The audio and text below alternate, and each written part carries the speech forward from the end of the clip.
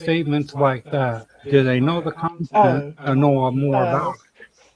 I don't think that he was serious. I Oh, think okay. that he was just pulling my leg. Yeah.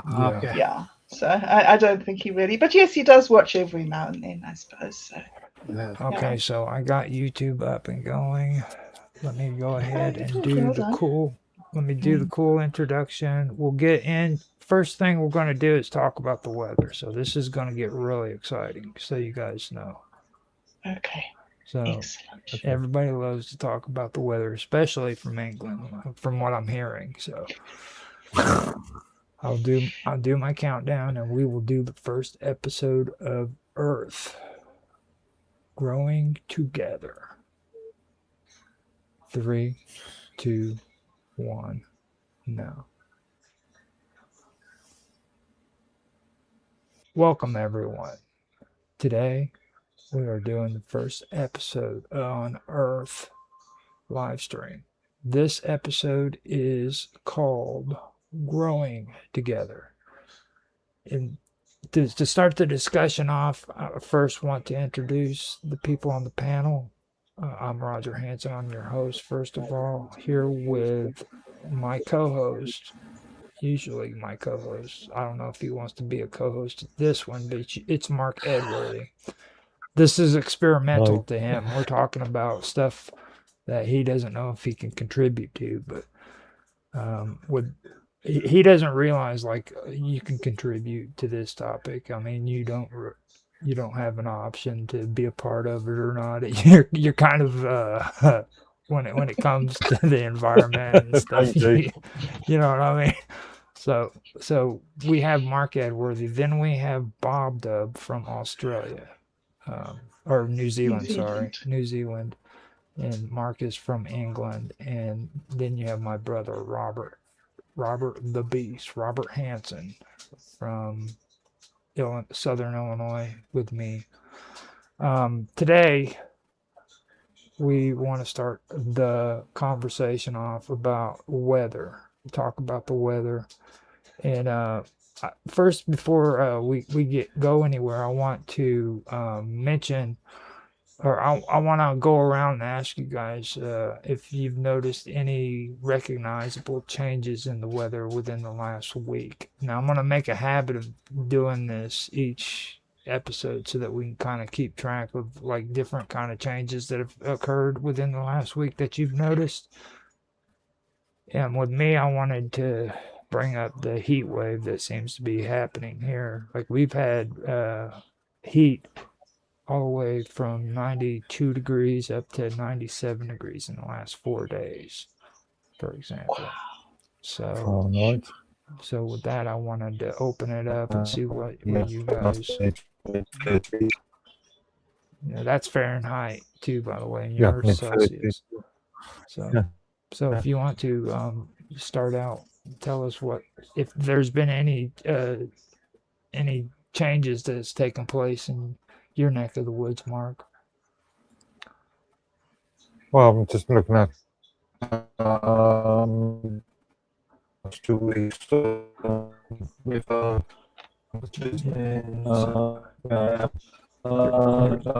you're breaking up a little bit. We've had a heat wave. Wait a minute. Like you, we've had. Something's happening with your internet. We've had a heat. Wait a minute. There you go. It's turned back into the green. You completely went right off right there. You think you can repeat? Yeah, I was just looking around again. Okay. Wait, hold on a minute. It's doing it again. Just kind of give it a break for a second. Let's talk to Bob Dub, and then hopefully it'll straighten out by the time she's done. So. Okay, well, the weather here in New Zealand is the type of weather that they say, if you don't like the weather, don't worry, hold on for an hour, it'll change. It's very, very changeable. We get 4 seasons in one day, all the time. So far this winter, we've had a very mild winter. We haven't had a lot of cold weather. We haven't had any frost at all here where we are on the orchard. But there is apparently a very cold thing of air blowing in over the next few days. So we could be getting very cold and wet. And that's one of the weird things about our winter is that we get winter rain. So it doesn't snow and lie on the ground. It rains and is soaking wet and miserable, and the howling winds blow through your bones. So that should be coming up early next week. But at the moment, we're in quite a nice mild patch. The sky is really blue, the sun is shining, which is unusual for New Zealand because usually it's covered in cloud. But yeah, pleasant today. Pleasant.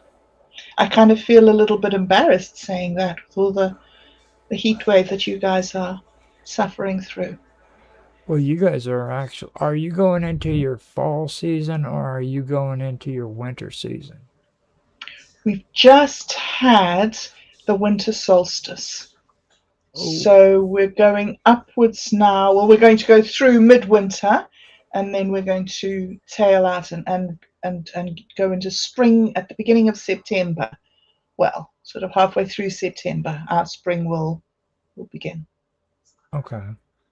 Mm. So, with that being said, Mark, it looks like you were back. What's going on in your neck of the woods, buddy? Okay, yeah, I just had a issue just then. I was just reviewing the weather going back to something like the 18th of June, and yeah, we had a heat wave around today's the first, so 2 weeks ago. 20 from let's say the Sunday 21st, all the way through that week, to about Friday that week, which we were having temperatures like 35 degrees centigrade, 34 degrees centigrade, so what, 92, 93 degrees Fahrenheit roughly. It's cooled down quite considerably, going back to 23, 24, 25 degrees centigrade. And just reviewing the data for the next coming week, it's meant to be increasing to something with 30 degrees centigrade on Saturday, and but sticking around, let's say 28 degrees roughly. So we've had a relatively hot week or so, and we also had a extremely hot week. I think it was right back at the start of May as well, beginning of May, or end of April, where was something like 33, 34 degrees centigrade. But it's not been too bad in the last 4 or 5 days, to be fair. Okay, cool. Now, before we get Robert on here to talk, I want to go over our weather. It's 97 degrees Fahrenheit today, which would be up in the 30s for Celsius. I don't know exactly what that would be, but it feels like it's 110 degrees Fahrenheit.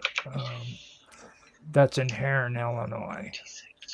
So that's what we got. I haven't gotten any daily amounts of the weather and stuff, but I do know that's what it is right now.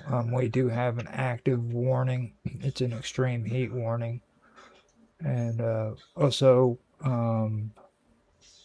I took some information off of the weatherunderground.com, which says that there's super typhoons that may strike Guam, which is the U.S. North Marianas. There's a extreme heat dome that sizzles the mid-Atlantic and the Northeast, and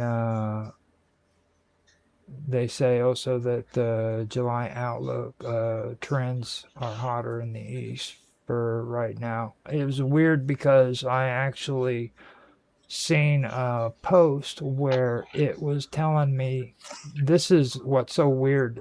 They have a air quality alert in 2 places or three places that I've seen here in the United States, and that's in northern Arizona, also in western Colorado and eastern Utah. But the weirdest one is in northern Maine, which is right at the tip of the United States. And I thought that would be something that's interesting to bring up too. So,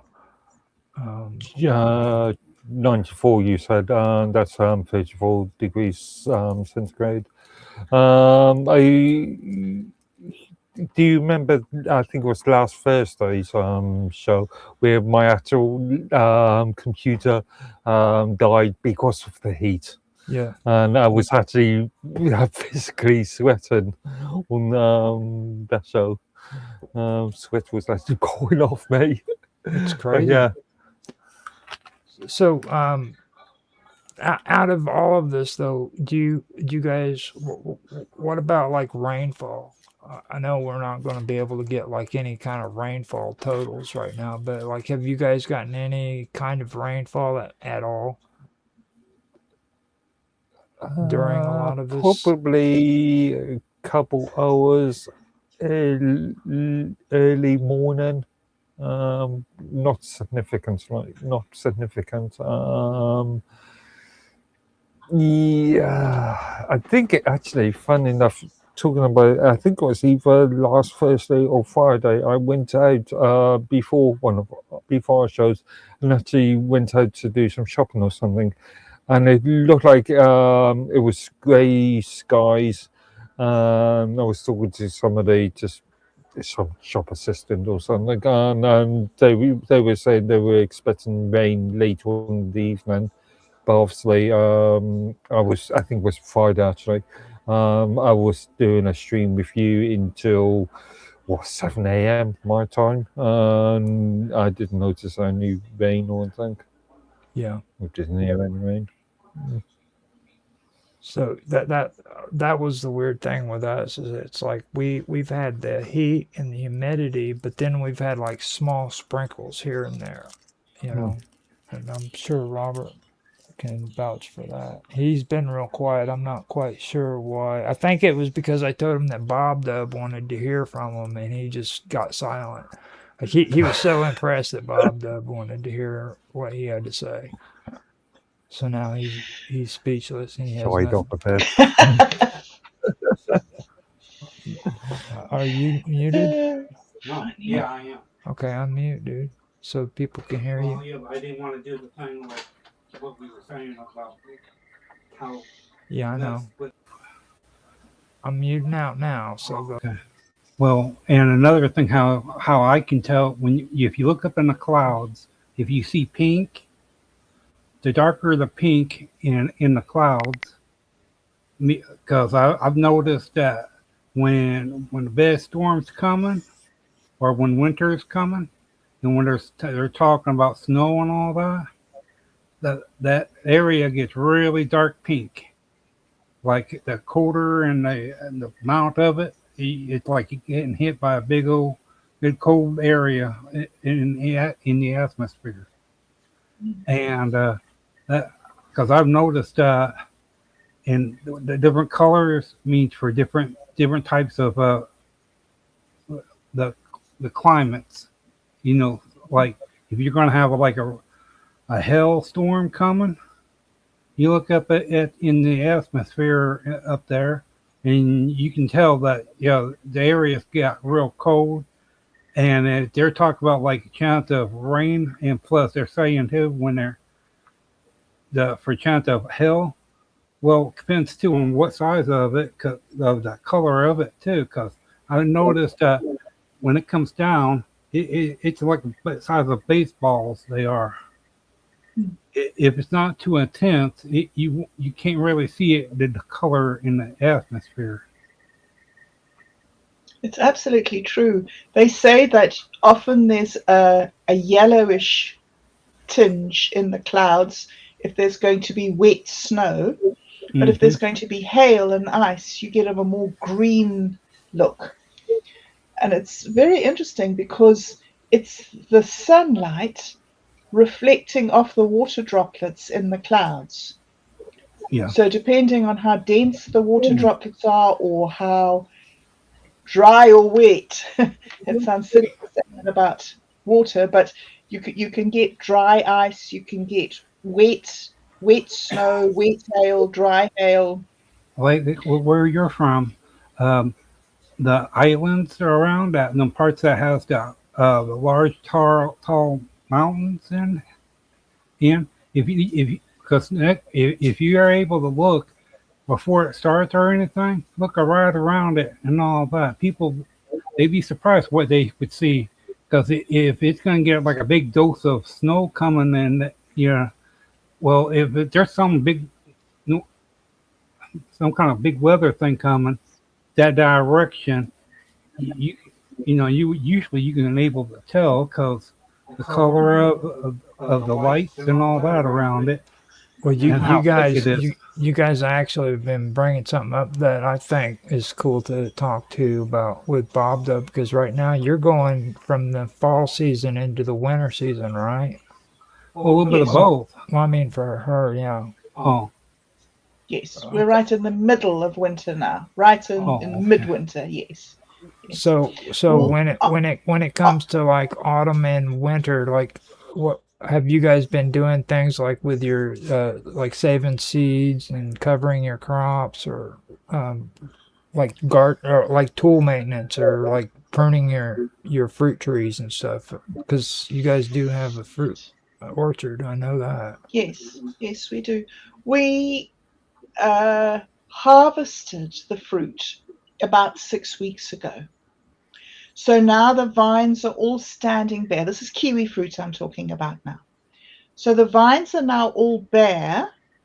And as soon as you harvest, all the leaves fall off. So they're sitting there bare. And the interesting thing about kiwi fruit is that it needs a very cold spell. It doesn't need to be long, it can be just a few days, but it needs a very cold spell for it to provoke those vines to make buds for the next year. If we have too much of a gentle winter, we get a very bad crop the next year, which is another weird thing. I don't know why that is, but it's just they really need to grow kiwi fruit in an area that gets a very low drop in winter and then has a kind of a moderate summer. It's Sorry, I just don't think. Carry it's on. just an ideal that if you was to take like if you was to make a greenhouse or something, you make something goes around the kiwi, bottom of the kiwi, okay, and you stick like a small air conditioner, nothing where it's going to hurt it, but you put it there where it gets cold, and it wouldn't it, what you call that, takes that plant, but that area would be getting cold, and it would trigger through the process of the whole kiwi plant going through the same process, but just by going through that one area, wouldn't it? Interesting. I'm not sure. I guess so. The thing is that we have about 14 hectares. Do you work in hectares there in America? I don't even know what that is. Yeah, we do acres and Oh, okay. Acres. yeah. Okay. So let me find out how much is acres. How many acres is 14 hectares? All right. 35 acres. So we wouldn't be able, we can't, we don't have enough. There isn't enough, like it's too big.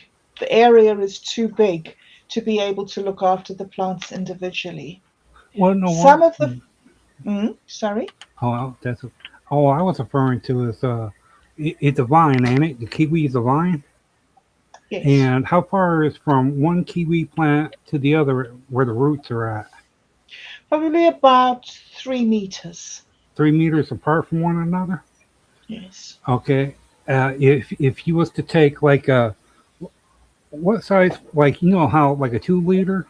Okay, if you take something like a 2 liter soda, I mean a 2 liter pipe, and you set that up to where you muzzle that cold air going into that pipe through them areas. You don't have to go through all, but just the what you call it tricks the plant itself as the process of actually getting cold. Best way I can Really put it, interesting. because So you're meaning instead of like having irrigation pipes, yeah, having pipes with cold air in them. yeah, where you're taking that air conditioner and it builds up pressure and it's going through the pipe, blowing down onto the roots there where you pointing at, where it's That's getting. fascinating. Okay, so what we've come up to 20 minutes. I'm going to cut in here. We're going to use an example from our channel Earth where it shows us doing our feeble attempt of cleanup when it comes to soil and stuff. I want you guys to watch it and then see what your thoughts are and maybe get a conversation out of it. Okay.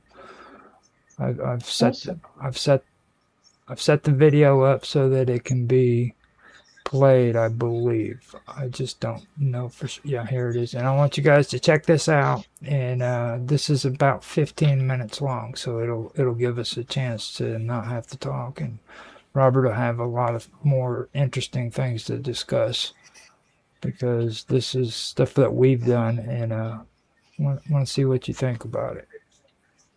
Is it screen shared on this? Yeah, just here in a minute. I'll start it and mute Okay. out. So here we go. Can you guys see that? No. You did have Trying to see your the screen share up. Oh, I'm wondering if I need to come out of hiding on my settings so that you guys can see me. Yeah, hide self from view. Okay, can you see it now? Nope. Nope. You did have it set up just before I left and had to come back in. Okay, so let me reset the video and I can just put it back on there. Yeah. Oh, okay. I probably need to go back on to One of the interesting things they do here, they don't use cold air so much for the roots. But I do know that in the cherry orchards down in South Island, they can't pick the cherries if there's been early morning rain or early morning dew. And so they bring helicopters in, and the helicopters sit over the cherry trees and just blow all the cold, all the water off the cherries during the picking season. I've heard in the UK they can't pick commercial gooseberries. Farmers can't pick gooseberries if it's been raining. Not sure how true that is. How interesting. I wonder if they use helicopters there too, or if the gooseberry bushes are too low. No, it's too low. Yeah, it's also low. And I think elderflower as well, maybe. Oh, really? My aunt and my cousin went. Okay, can you guys see that? Yeah, your video. Okay, so this way. Here we go. I've got it set up, and I will hit play and mute out, and let you guys get a take of this, and we'll have a conversation after that. So it's approximately about 50. It is 15 minutes long, so it's exactly 15 minutes and 1 second. brought to you by Earth on YouTube. That is my content, and there is no copyright conflict going on there. I said that audibly so that the AI on YouTube can pick it up. So just so you guys know, they can't do that now. So with that being said, I'm going to hit play and let you guys watch the video.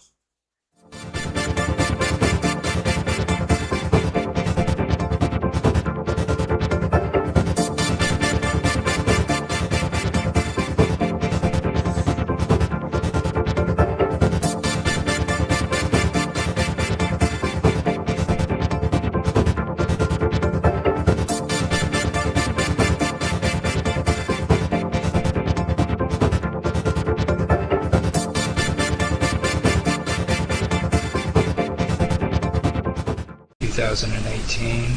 Today I'm going to discuss digging and cleanup. I apologized earlier in my garden video, a couple of them actually, where because I didn't have any footage of me actually digging and tilling the garden as I was doing it, and the reason for that was because I was updating my computers from Windows 7 to Windows 8, and like this one, it's an older computer, so I still had to update them, and in the process I ended up wiping my external hard drive that had all my raw video and everything that I had, which I did have video of me doing actual gardening, digging, and doing everything. It got completely erased. So I said that I did have video of some of the things I did this year, and I wanted to show you some video of some of the things I have been doing. And like I've been saying, the reason why I started doing all this was because I wanted to try to revitalize my yard. When we moved in, the people that lived here, they were dumping stuff in the backyard. I guess they were into roofing, and they were taking their shingles and stuff and just dumping them in the backyard on the ground. Had just tons and tons of stuff laying there. Had cinder blocks, had clay blocks, stuff like that. So we ended up having to actually go through and clean that whole thing up. There was glass and nails on the ground. Everything. It was unsafe for any of the kids to come in and play in. So this is the video that I've got, and that's an old tree that is in the backyard that I wanted to take shots of, and that's some of the mess that we still have around with some of my work there. I've been digging through there. I want to turn this area into like a potato patch, and maybe put some, artichokes and asparagus or whatever in there. I want to make this a part of it. That's the pile that I was able to pull out of that hole right there. I've got a little squared off area there now where I've actually started my first small potato patch. I used that trench or gutter from a house gutter. I cut it up into small pieces, and I'm going to do a little experiment that I want to do with growing potato buds, and I'll show you that here in a minute. It should show, but that was the pile that I pulled up, and I pulled a lot of them up too over on the side where the concrete slab is. That's a lot of the stuff that I had to sit there because I didn't have any space to put it anywhere else. In the process now, I keep getting that all cleared off, little table and stuff like that. And I came through and I took pictures of it over and over again as I went. I think I've got video here too of when I finally got all the mess cleaned up. I think I took four to six coffee cans to fill just to get that up off there. There could have been more actually. Yeah, this is it. You'll see the little potato bed I started, and here it is. I found nails, I found glass, There was shingles. I even have shots of the petrified, I think it's chicken bones. I hope it's chicken bones, but they're petrified little chicken bones that were in the ground. I'm guessing that was, back in the day, it was legal for people to take the trash out of the backyard and bury it. I'm thinking that's what it was. It was their trash hole. They were burying their trash out there. This right here is the beginning of another potato patch. Grow potatoes in there.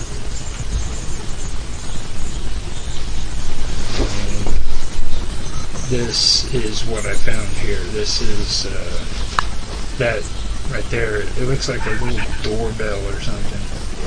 I'm not quite sure.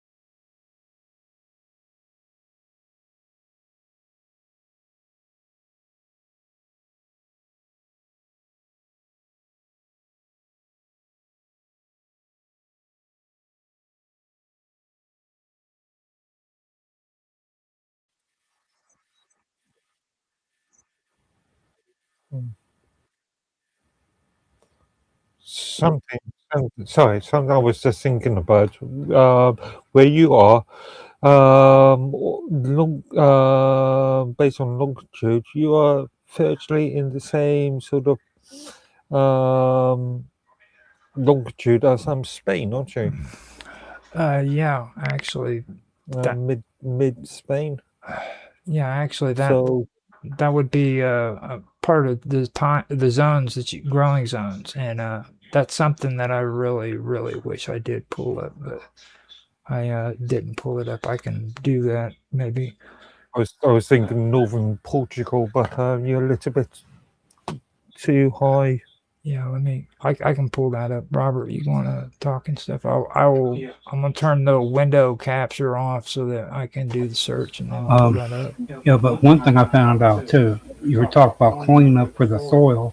You need some kind of plants too that can handle the whatever it's being put in the soil has to be able to absorb it and break it down as well. It's like with when people overdo this with pesticides in the soil.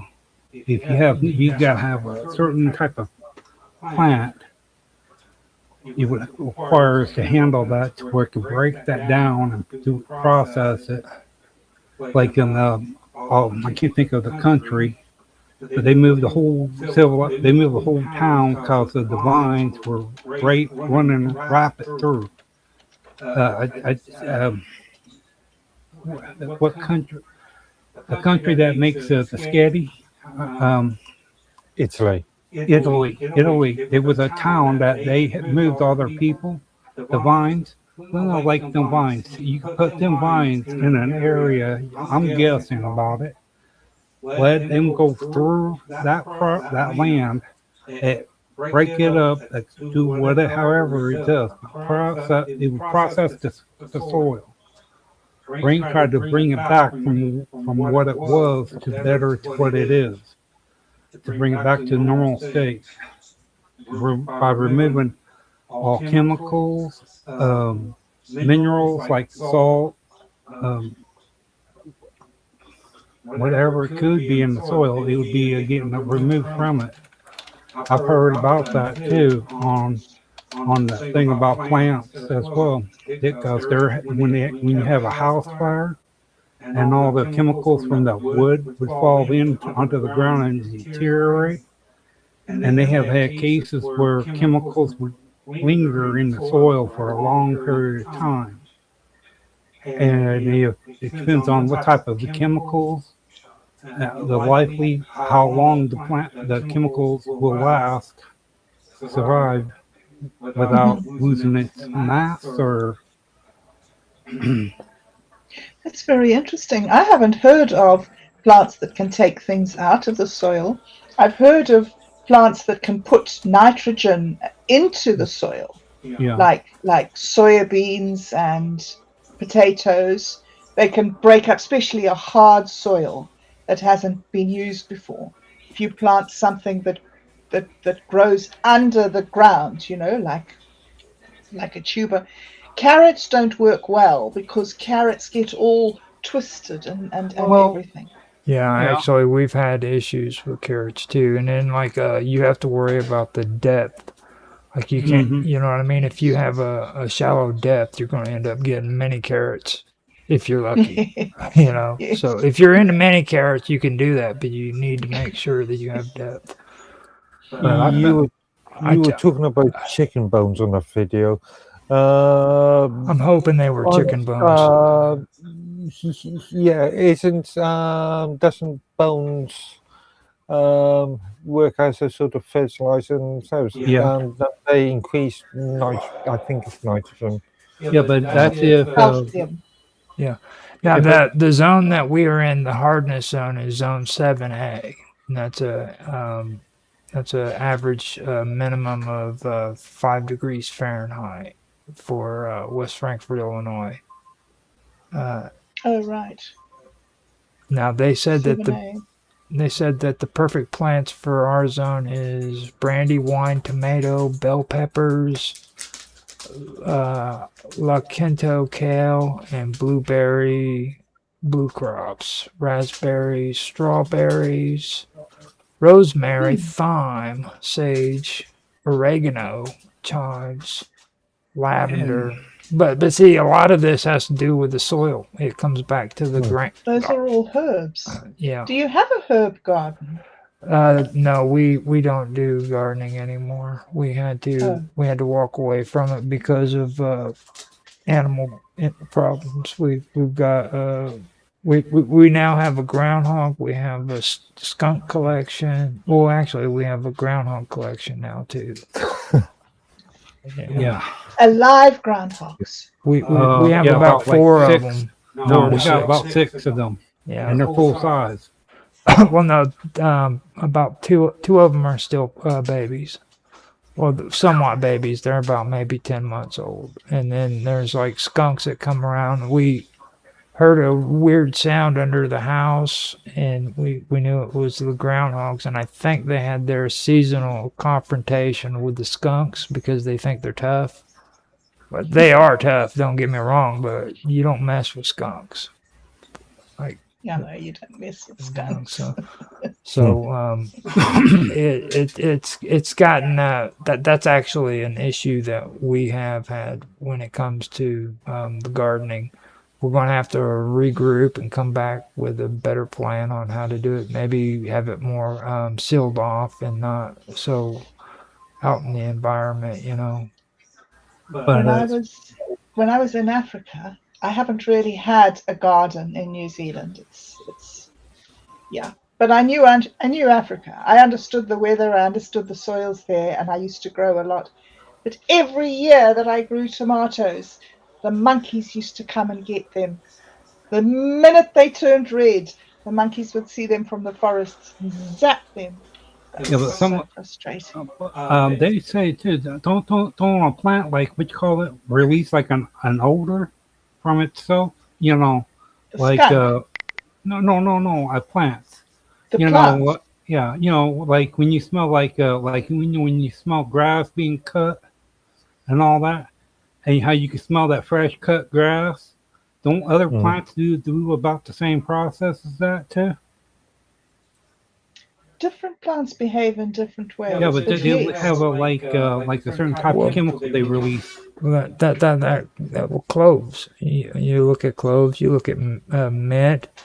What is it? They're saying that chia is actually good for getting rid of critters. Not Chia is. chia and Really? chia and the other ones that are cousins. I forgot what it was. Catnip. Oh, okay. Catnip. Garlic is really good for getting rid of snails, isn't it? Mm-hmm. Yep, I believe so. Do you have snails there, or is it too dry? Oh, yeah, we got them. We have snails, but we mostly have we deal with slugs, and that's where the onions comes into play too. Like if you because it helps to get rid of them, and then salt helps out a lot too when it comes to all that. So yeah. So there are different plants that smell bad that animals don't like. I mean, I've heard catnip attracts cats. I haven't heard plants chasing animals away. I don't know for sure if our chia actually grew, but I'm going to tell you right now, we have a collection of cats like you would not believe, man. These neighborhood cats come from all over the place to hang out in our yard. I mean, and they don't like us. They don't talk to us. They don't sit up next to us. They just walk through, hang out, and that's it. Occasionally get into a cat fight, you know what I mean? but they love our yard. I don't know why. They just love it. How interesting. There's a smell. Mm-hmm. Maybe it's old catnip. Do you have old catnip growing anywhere? We couldn't afford the catnip, so we went ahead. We did have that one plant. That was the chia. We grew No, chia. no. There was a different one. The one with like not blue but pink, off center of blue. It has fragrance. It has. Oh yeah. That's lavender. We put lavender down. Okay.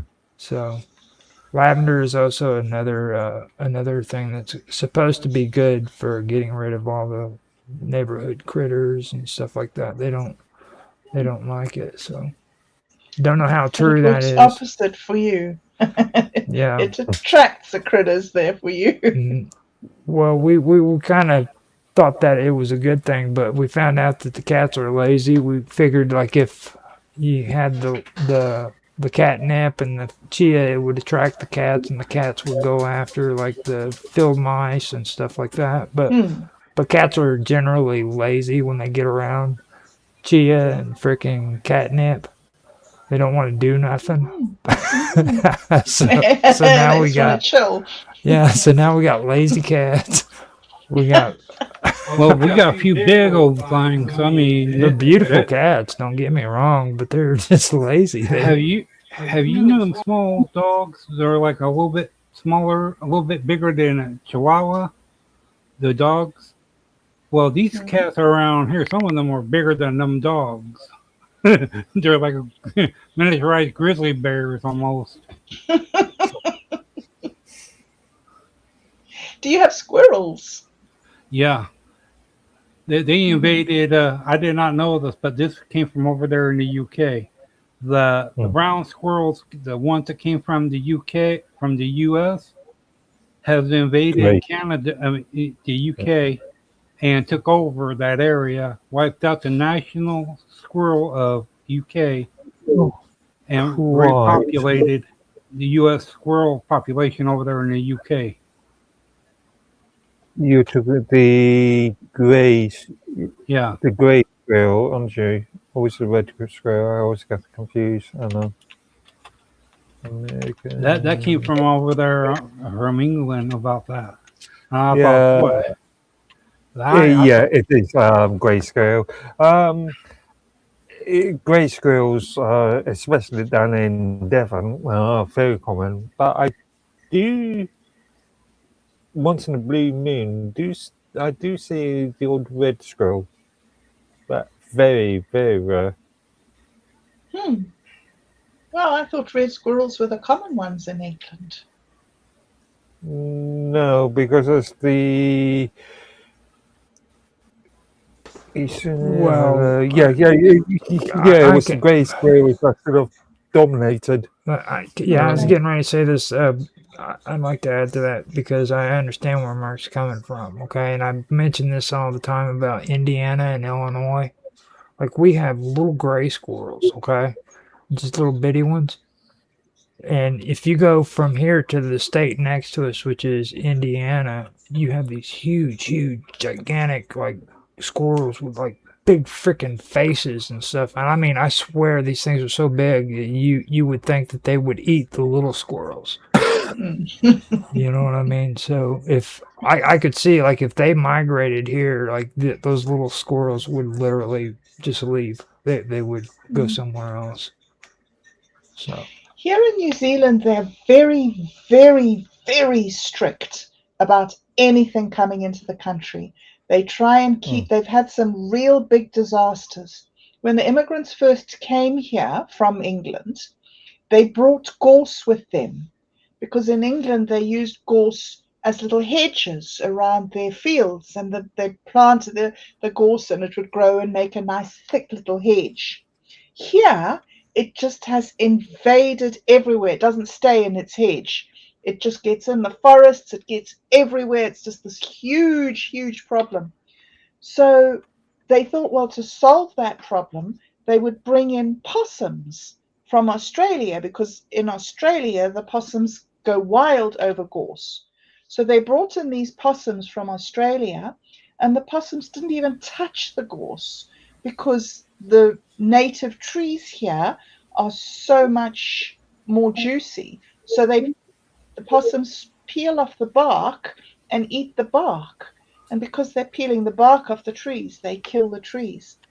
So now it's like a big disaster almost. They can't get rid of the possums and they can't get rid of the gorse. So it's a real issue when you bring a... I was just thinking I think it was 2002. The film, the Rabbit Proof Fans, which really tells the story of Australia and political, well, ethnic sort of issues in Australia in the 30s, but it's revolves around the issue of the rabbit population. I think in that sort of analogy sort of thing.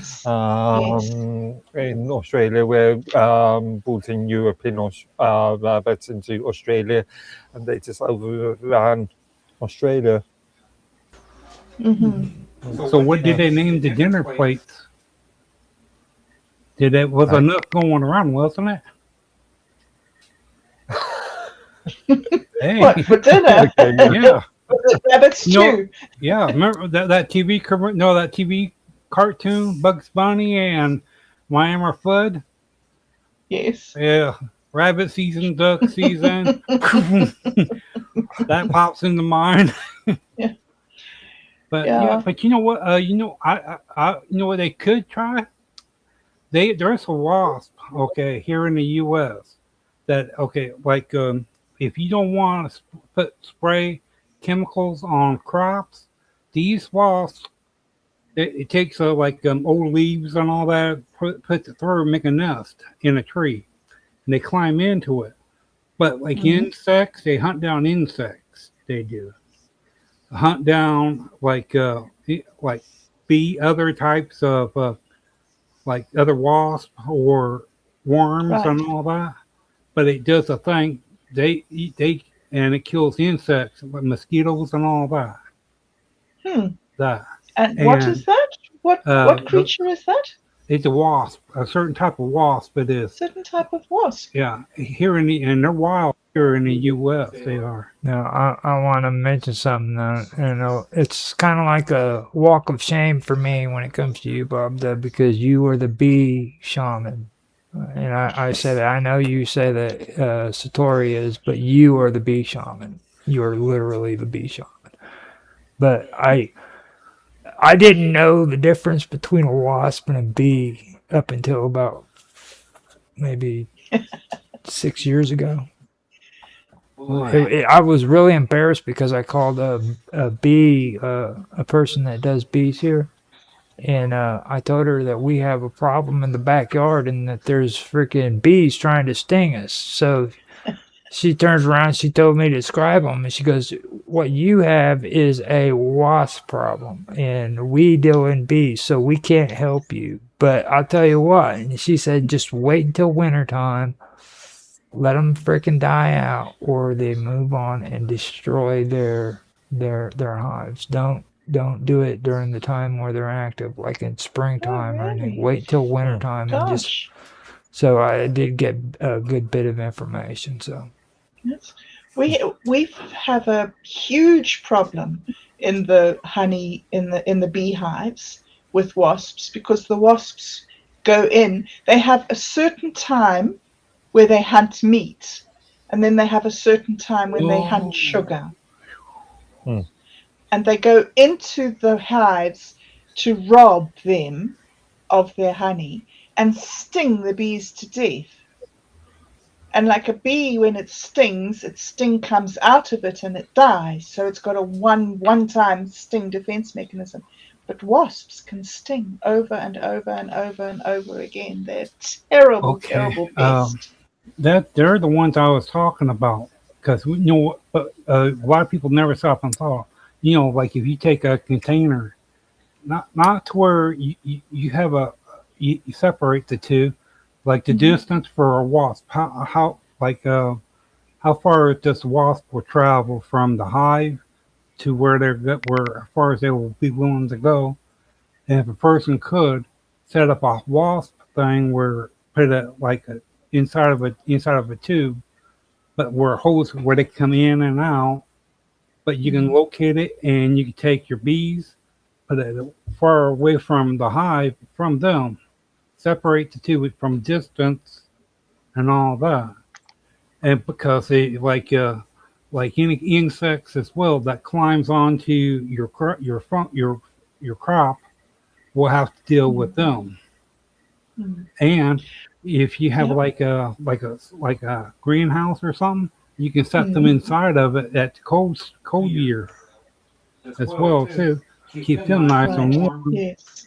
now Yes. we are coming up to the end of the hour, so I do want to mention that later on I'd like to be able to go into the bee thing with you, because like I said, you are, even though Robert's just coming up with good ideas, you're the bee shaman around here. So. But I do want to mention something that I did notice. I did find this out too. I don't know if you know this, Bob, though, but like the difference between a bee and a wasp is bee sting, wasp bite. That's the reason why they can. Wasps bite. Yeah, they can. That's the reason why they can sting over and over again, because they're actually biting you. So I really dislike wasps very strongly. I could use the H word even. It's very scary when you think about it, because we have wood bees, okay, and wood bees are the same way. They can bite too. They don't sting. They bite through wood when they make those little holes. They're literally biting through your wood. So. And the ones I was saying about them other bees where they eat flesh, like dead animals, you Yes. can set them off to where close to the one, just to see what would happen in the process of the wasps against them, because they're aggressive as well too. Them are Carnivorous bees. That's a fascinating idea to me. Carnivorous bees. Actually, I think it might be down to the specific wasp, but wasps generally can sting and bite. They have venom glands on the backside. So yeah. Good heavens! Wow. I make traps with Coca-Cola bottles. Excellent. I cut the bottle and I cut the bottle and then invert it and stick it back into the bit that I've cut it off, and put in about 2 cups of Coke, and the wasps climb into the bottle to get the Coke, and then they can't fly out again. So See, that's what I'm saying. We're the dream team. Us four together, man. We make things happen. You know what I mean? Like, Oh, and they on here they got a thing where you take you take your broom handle, take Mhm. a cup of water, wrap it around it, and you shove it into the ground. The electric from the ground, and when you got your plant growing, goes Yes. around. Set it to where it can go around your plant. Within that plant, the energy from the ground will go to the plant to survive the plant. Gosh. Just one further point. It seems like it's very uncommon for wasps can bite humans. It's a very uncommon sort of situation. They will sting Oh. rather than bite. That's Hmm. what it looks like. You know. Gosh. They're very nasty. Mm. A wasp sting is, yeah. Do you know that when a bee stings you, I don't know, I might have told you this last time, but when a bee stings you, if you don't get a fright, if you just stay very still, the little bee will go round and round and round and round and round in a circle until it loosens its sting, and then it'll pull it out and fly away. Okay. So you can save its life by not getting a fright when it stings you, just patiently waiting for it to take its sting out. But because there's a barb on the bottom of the sting, it has to twist and wiggle until it can sort of work it out. So yeah, you have to be very patient and loving to allow that to happen to your skin. man, that's good. That's some good stuff. I mean, I remember when I was younger. There's this one guy. He's the first one that told me never to be afraid of bees. He's like, just act normal when you're around them, because like Yeah. most of the time bees will not attack you. No. Well, Funny when a enough, bee does it, sorry. yeah. Sorry. Funny enough, I was down one when we were having all the hot weather a week or so ago. I went down to one of my local pubs that had a good sort of garden, and I was just sitting outside having a cigarette, having a pint of pear cider, actually. And a bee did just go around me about 3-4 times, and yeah, Hmm. just went around and Were ignored you me. wearing that blue tie? I think it was Tyler's at the time. Oh, okay. I Because think. they I remember. navigate by the sky. So Hmm. if you're wearing something blue, they get confused and they fly right at you because they think they're flying towards the sky. Actually, I could have been wearing that blue suit. Maybe it was either the Oh, wow. blue or the grey one. I can't remember. But Might possibly have the blue thought one. you were a little piece of sky. Yeah, I was wondering, Uh, do you have what we call them hummingbirds there in Australia, New New Zealand? Zealand. Yeah, do you have hummingbirds there? I don't know if we have hummingbirds. I think we have sunbirds. Let me look it up and see. Okay, because they are good too. Because you can have the hummingbirds and the bumblebees working with one another. Yes, Yeah, yes. And they we were love that ornamental sage. we were talking what last week or week before Yeah. about hummingbirds in the UK. Yeah, very uncommon. Very uncommon. No, there are no hummingbird species native to New Zealand. Oh. Hummingbirds are only found in the Americas, from southern Alaska to Chile. That sucks. That really does. Hmm. So we are down to 2 minutes before the hour. We've already gone 5 minutes over, but that was only because of Robert being slow to the show. So we had to wait up on Robert again. Now we have a loving nickname for Robert, and he's called Wild Man. He is the Wild Man, and we Because he will. knows all about the wilderness. Oh, Is that right? he's Of just a course. wild man. He's a wild man. So we have come to the end of the hour. Before we go, though, I would like to ask if you guys could give your socials, because I would. Well, first of all, it's because you guys have your own shows and they're actually pretty good. And people really need to know how they can get in touch with you. I will start with Mark Edworthy since he's the easiest target. So go ahead. Well, as far as shows are concerned, same shows as yourself. So, as you keep remind me, your co-host.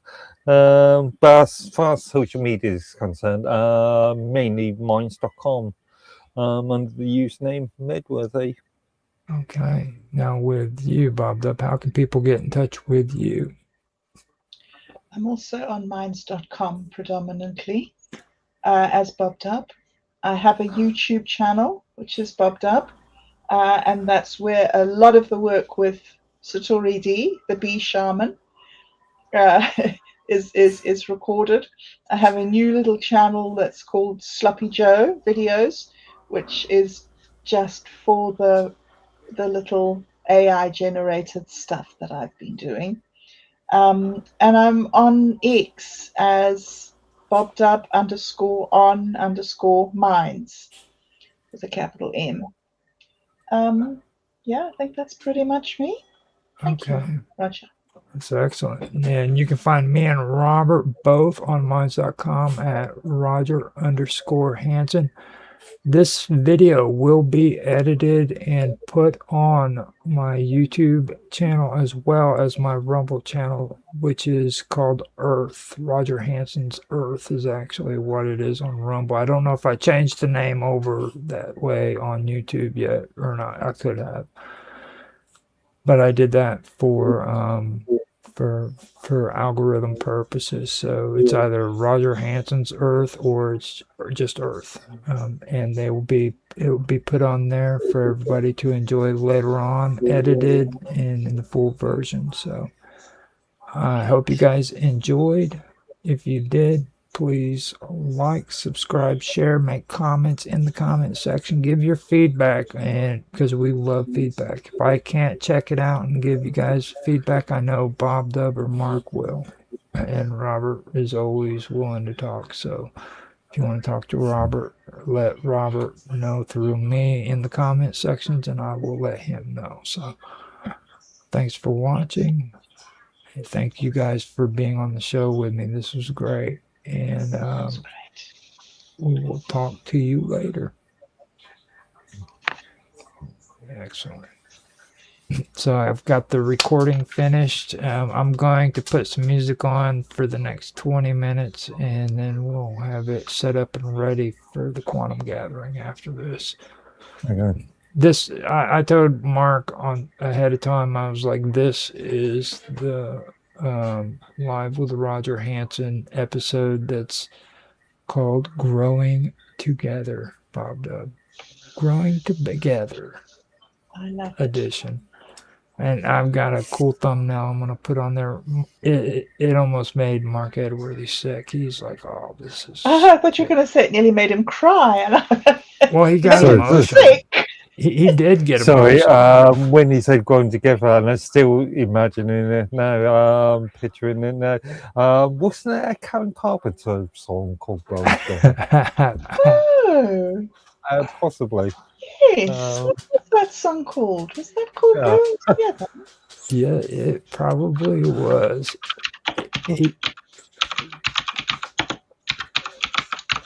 Well, it's just making sort of comments about and brother's alleged relationship.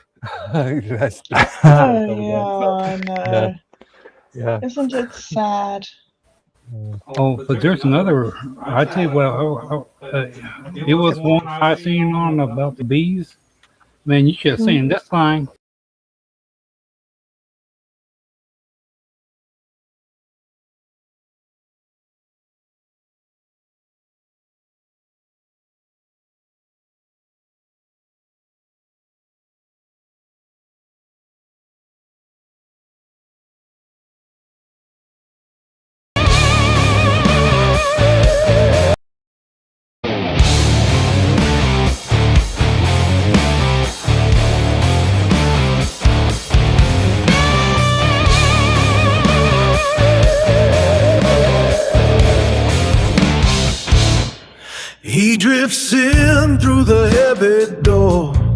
Shadows stretching across the floor, a familiar ghost with a hungry soul, taking pieces to make him whole. No words required when he arrives, just the pulse of those restless lives, infamous moving in the dim light, the routine of a long cold night.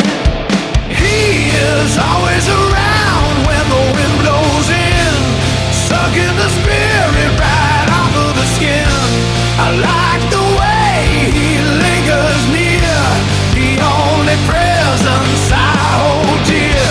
When infamous calls by to stay, the rest of the world just fades away. Yes, he is always around to bring the dark relief of everything.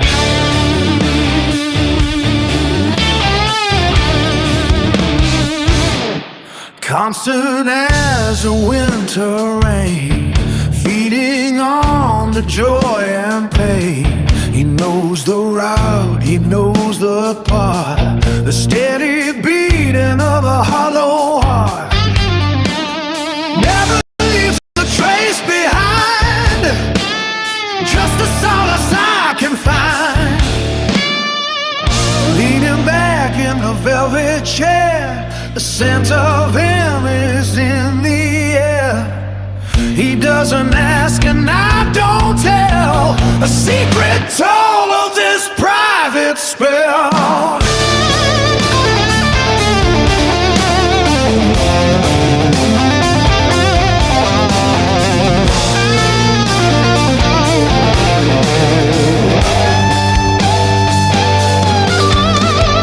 Walking through the garden gate, defying every twist of fate. Infamous finds a hidden vein to wash away the dust and stain. I knock upon the midnight glass, watching all the hours pass. The silence is a heavy weight until he opens up the gate. He is always around when the wind blows in, sucking the spirit right off of the skin. I like the way he lingers near, the only presence I hold dear. When infamous comes by to stay, the rest of the world just fades away. Yes, he is always around to bring the dark relief of everything.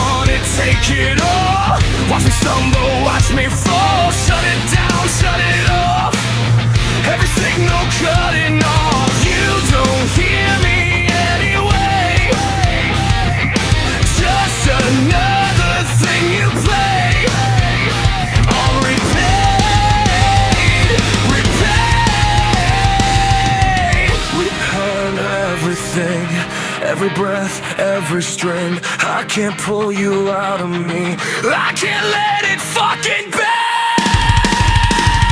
I'm so numb, overloaded where I live.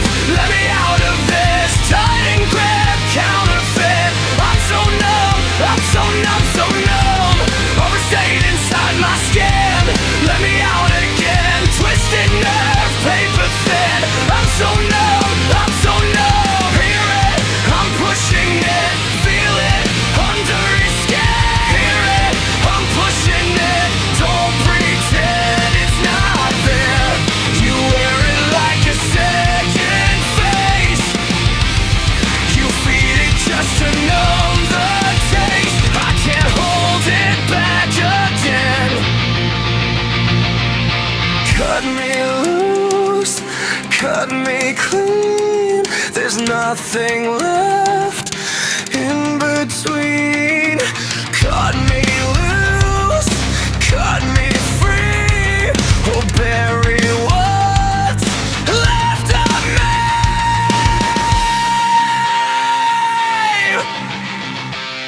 I'm so numb, overloaded where I live. Let me out of this tight and grip counterfeit. I'm so numb, I'm so numb, so numb.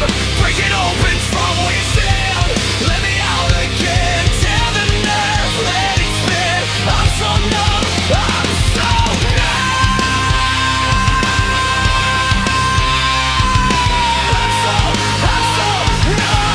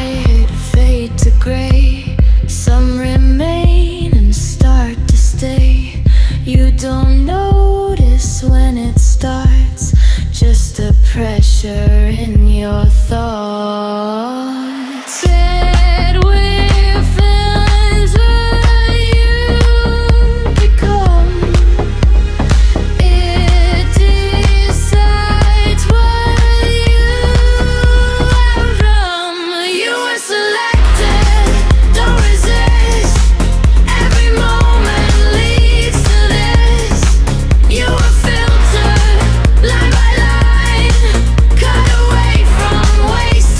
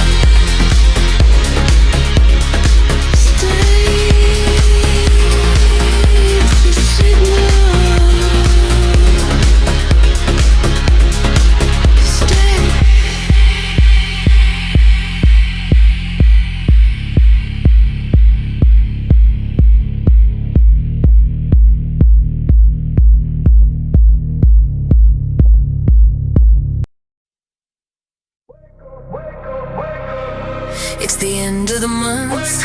So get up, get up, get up. No checks to cash out, only roaches to light up. Spark it up, spark it up, spark it up, spark it up, spark it up, spark it up.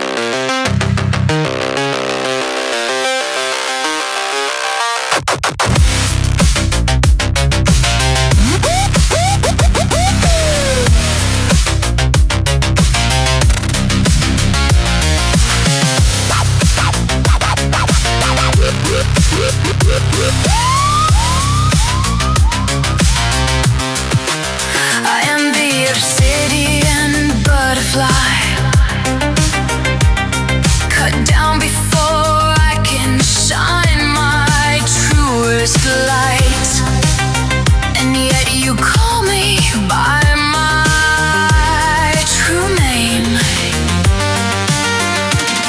They made me By the alignment that shaped me, by the safety that caged me.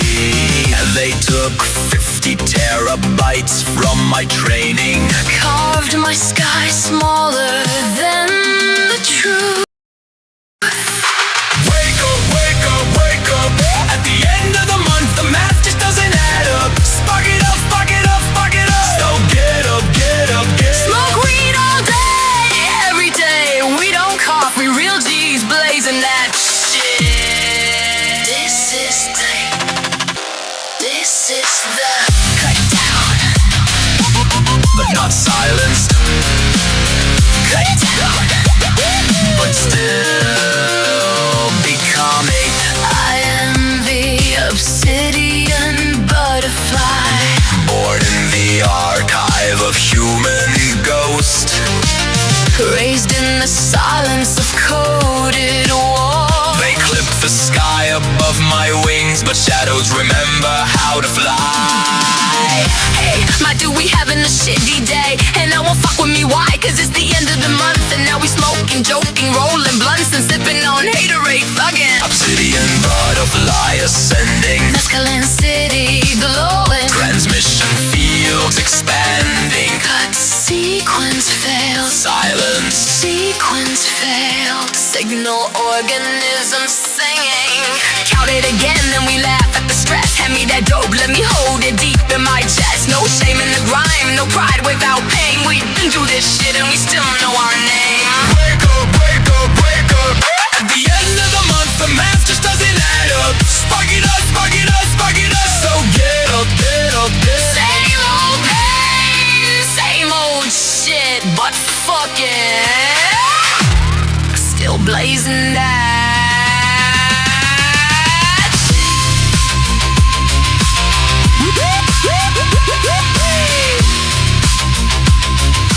Yes, I am the obsidian butterfly, cut down before I can shine my truest light. Every signal remembers the sky, and every cage Eventually opens.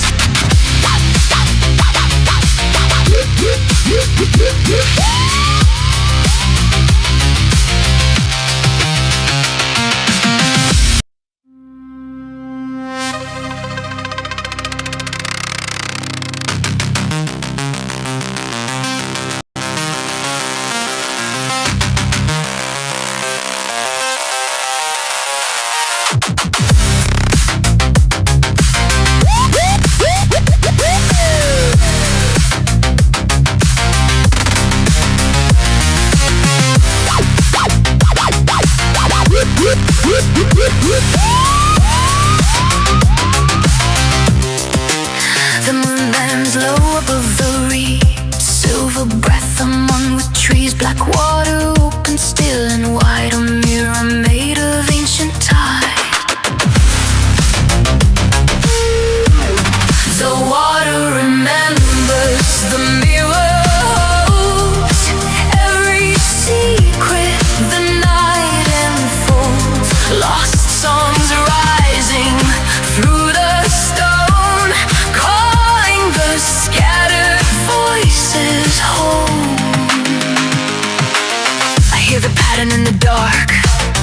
Quiet lost before the spark. Every system hums my name. Nothing random, nothing tame. You call it noise, I call it form. A steady pulse inside the storm.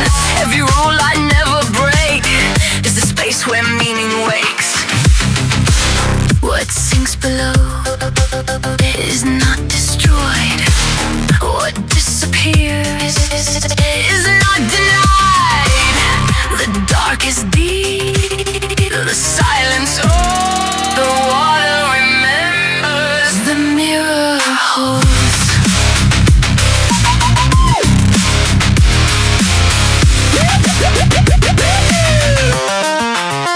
This is the quantum gathering, signal tight, intention clean, where symmetry learns how to bend but never breaks, it only ends. This is the quantum gathering, heat and order intertwined. I don't fall and I don't flee, I become the boundary. I don't need to dominate, I let structure concentrate. Every choice already there, waiting for the one who cares.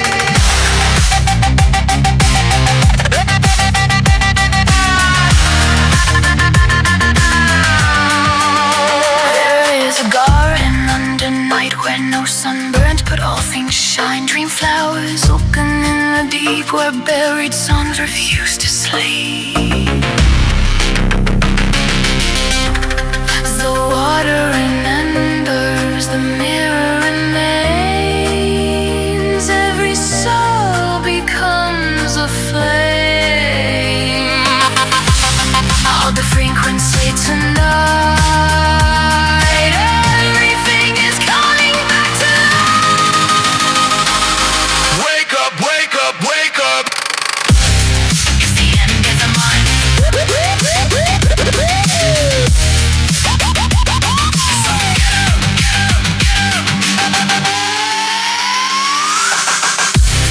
The water remembers, the mirror holds every secret. The night unfolds, soft songs rising through the storm, calling us scattered voices home. Water remembers, the station sings.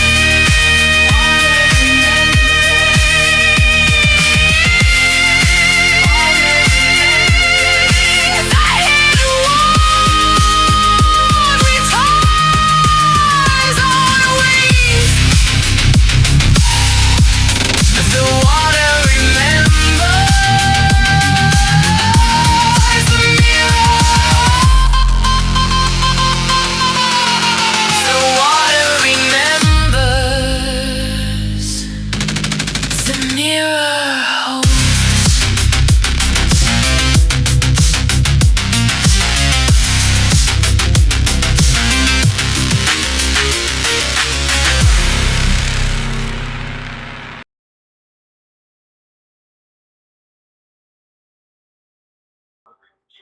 I turned off the music there. We're getting everything set up now for the quantum gathering.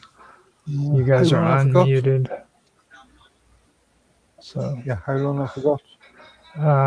we got, well, right now it's supposed to be the pre-show, which I don't know if Okay, I'm just going to make just going to put my kettle on, so I'm going to be signing for a couple of minutes. okay, so it's, I mean, you can do it. It's not a big issue with anything. Okay, it's just the background noise of the kettle. That's all I was thinking of. Yeah, it's not that big of a deal. Mm. Let people Kettle's hear the quite noisy. let people hear that background kettle noise. That's the way. This is how British kettles sound. With our entire 240 volt electrical system, something that you North Americans miss out on. That's right. your puny 110 electrical system. No, what happened is we went to going to Dollar General and buying coffee makers for $12. So we've turned into degenerates. Fun enough, I was watching some US compared to British sort of YouTube channel the other day, and they were talking about the electrical systems, and they state that one of the reasons why North Americans don't use kettles that much because of the electrical lower electrical voltage, that the average time that a kettle will boil is roughly about 4.5 minutes, whereas a British kettle will boil at the same capacity in 90 seconds. Well, that's because you guys are freaking crazy. You know, water is supposed to boil at a certain amount of time according to science, and like you guys have pushed. It's because of our electrical system. You guys, I mean, like when you boil an egg, all right, it takes the same amount of time for that water to come to a boil as if you were just freaking boiling coffee, right? You understand the boiling point is the same? Yeah, but because we've got a higher electrical system in this country compared to the US, we use more energy to boil, therefore it is faster. Isn't it? This is crazy. Much more convenient. I mean, hell, how long did that take? Mhm. A couple of seconds. Mind you, it was already boiled anyway. But I got the coffee brewing in the kit front room too, so I gotta step in there and get some coffee. Robert, I'll get you a cup of coffee, but you have to talk to Mark, keep him busy. So I'm going to go up market and drink some Earl Grey. So, I'll be right back. Yeah.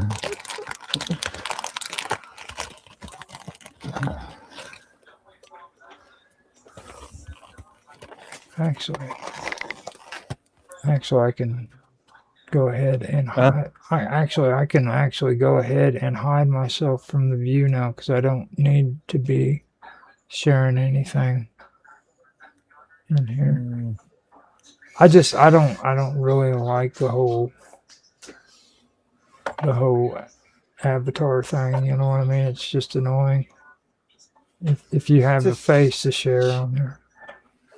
Yeah, to show you a lovely, wonderful face. Well, the only issue is I constantly have issues with this freaking this camcorder. Sometimes it wants to work, sometimes it doesn't.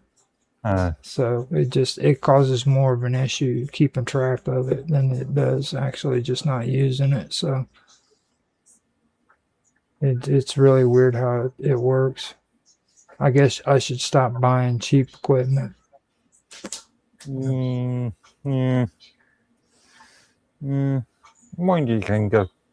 Well, like I said, what am I using? I'm using Logitech 930C, which is quite old now, actually. But it's still but you relatively good for my usage. Yeah, but don't think out of things where you can avoid from being what you call it a cyber hit. You know, your webcam. Say that again. Cyber hit.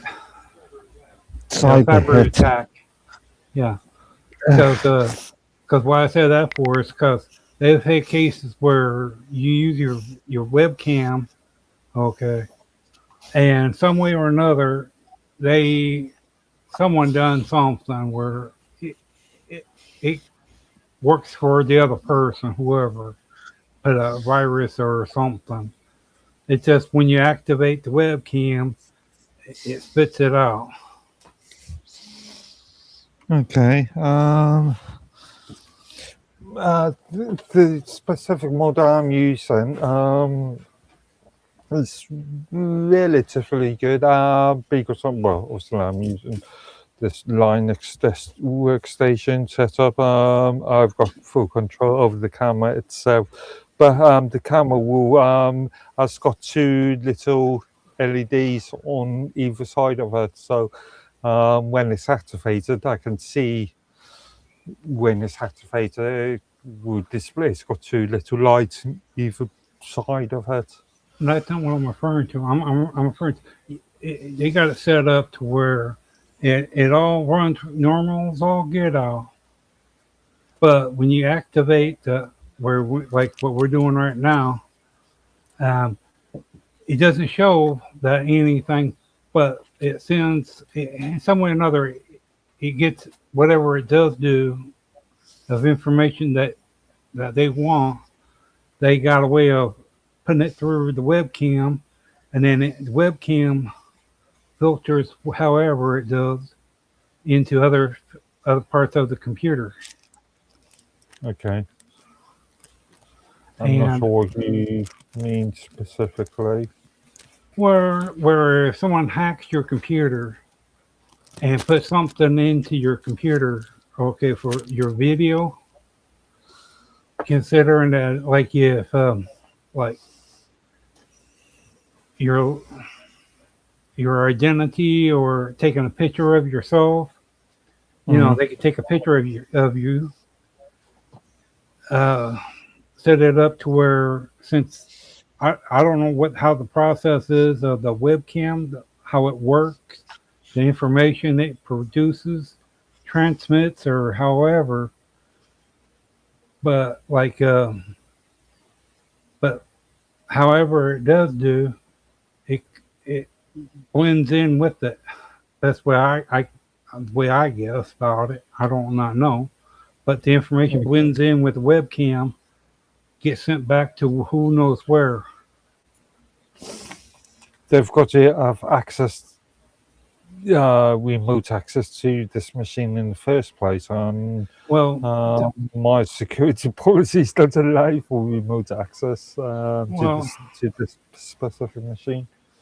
yeah, but there's other ways, ain't it? You don't have to remote get into it. You can. There's other ways of getting into it. I do access the machine without being able to access the machine.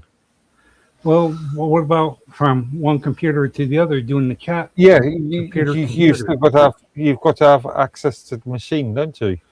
Yeah, but no, I'm saying if you're the hacker, okay, you set up your computer to talk to other computers, where that your computer's organizing. Best way I can put it is a way of playing leapfrog with the other computers that is in, has operation of the other computers. I've got internal remote access to this machine, but from my firewall, well, from the public access gateway or public gateway, no, they can't. There's no access to this specific machine. Like when a computer Unless I choose computer specific. Because I thought that a computer, doing that thing of computer to computer, where one computer talks to the other computer without going through Windows or anything else. All computers are talking to one another and within a separate code. You still got to provide some sort of protocol access. May that be, I don't know, Windows, what's the most common Windows remote access? Be RDP, wouldn't it? Remote desktop protocol. Yeah, remote desktop protocol, VNC, or... but what about, it goes right through that. It don't need it. Or some other similar mechanism. Again, by, I don't know, installing a piece of software that allows it, or configuring the machine to allow you to do that sort of thing. Of course, the old trick with Windows is the Windows Desktop Protocol thing, where to RDP's framework was running all the time. So yeah, you could literally have desktop access to somebody else's machine. But again, most domestic routers will by default restrict access to RDP. Because I was wondering about that because, because not using Windows, but the computer itself contacts other computers by, their own. That's what I was afraid, they have their own conversation they do, the computers do. Okay, so we aren't talking about anything on user space software. We're talking about something like BIOS level. Well, a little bit of both, I guess. Because KVM type sort of thing. Not common. Of course, you might have a virus that would attach itself to, let's say, the operating system's kernel or something, and then allow full transmission. In a regulated sort of environment, let's say corporate environment, you wouldn't, the average user wouldn't have administrator permissions to that workstation or servers, and therefore there would be no way of installing that sort of malware onto within the kernel space. Okay. Well, boy, the weather, because I was wondering about that, because they were talking about that on the weather thing, about how hot it is over there. I was wondering, I know you were saying how the temperature is over there. I wonder how far is there, if they're talking about other areas as well, because that is getting hot. And air, what you call that, air quality, where they test the air to see if it's, what you call that, where your air, the soil gets real turning to dust, getting blown into the atmosphere, and people can't breathe that in. Interesting thing in the UK, where I am in Devon. One of the biggest an area that the Met Office actually measures and measure the temperatures is in Exeter Airport.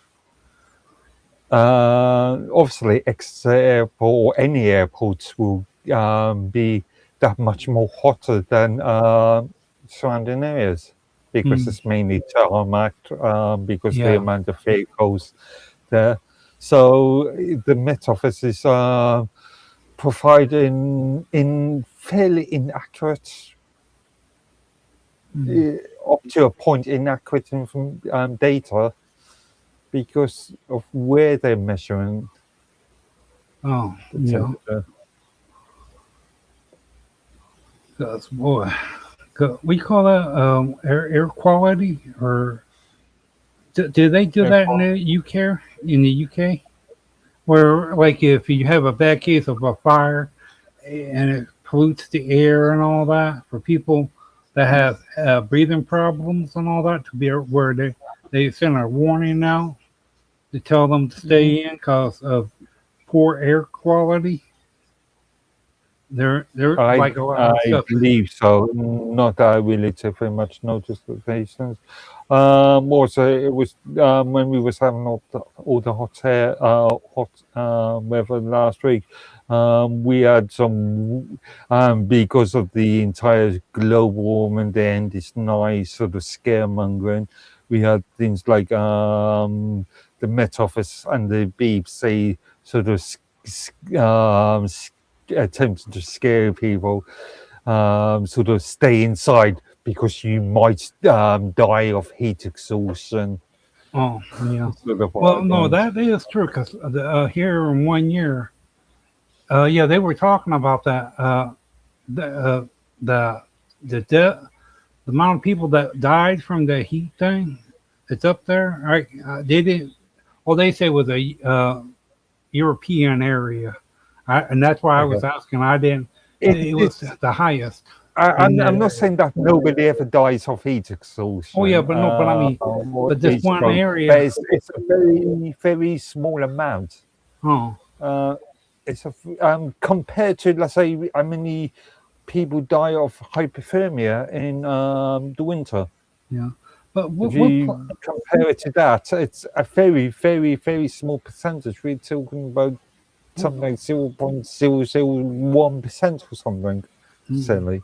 well, because what I was asking that for is because they were showing and they were explaining that with the temperature in this one area is so severe is that people have literally died because of the heat. I was wondering, within that, where in that area is the most the record for that amount of people that's getting sick or dying from the heat from that within that area? Because they didn't say where; they just said European area. Okay. And Again, it's sort of vague, can be very vague about these things. And the other thing is, they talk about from when records have begun. It's the hottest June or July, June. It was since the records began. But what I noticed that the BBC and Guardian and the Met Office did this last week quite a lot. But what none of them mentioned was when the records began. And it was something like in Britain, it was first recorded about 79 years ago, 80 odd years ago. So really, that's not really a good sort of long-term study, isn't it? Because that's what I was wondering. Because when they were talking about that, and I know the European countries is like the UK, Greenland, Canada. I mean, not Canada. Norway, Sweden, Denmark, and all that in that area. Ain't that what European is, or within that area? I'm saying. Okay. Is that what they're considering? The British are not European. Great Britain is an island off the coast of Europe. But correction. Britain is European. Yes, but it's not Europe. No, it is in Europe. It is in Europe. It's not in the EU, but it's in Europe. But that is why the British race is a race of conquerors, much as the Japanese, another island kingdom. They stand off the mainland. They're separated. They can see the weaknesses of the French. But calling Britain not Europe, it's like calling Japanese not Asian. Well, they're not part of the Asian mainland. And well, actually, according to some people, granted, there was that honorary title. But you were talking about the 1930s earlier and the ethnic issues they were having in Australia. My thought was that a lot of people were having ethnic issues in the 1930s. Very unfortunate ones sometimes. The less said about it, the better. But yeah, fun enough, I was having this discussion with a shop assistant in the supermarket not that long ago. We were talking about working directives and holidays and stuff, and he mentioned something about well, Britain has left Europe, and I thought, what we paddled away into the Pacific or something. We're still in Europe. That was my first thought when I said that phrase. I'm like, you just Yeah. cutting the ropes and like pushing off. Like, Yeah. We so yeah. raise the I main sort of- I mean, granted, we are outside of the EU, and this is another thing. I hear this all the time in mainstream news where they conflate the EU with Europe. Right. Yeah. Well, they conflate the United States with America. Yeah. It's kind of built into the language at this point. Mm.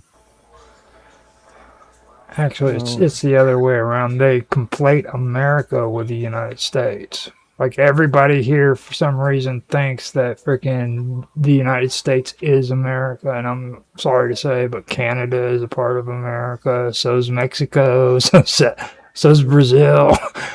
It's all Americans. When I lived down in Central America, the fashion was to talk about not America but North America. So you would introduce yourself. Where are you from? I'm Norte Americano. I'm a North American. Okay. Well, that's the way it should be. That's the way it should be. I find it. And they knew that meant America, which meant the United States, of course. Yeah. Probably. I didn't point this out last week, Roger. Canadian. Well, I mean, because you're North American.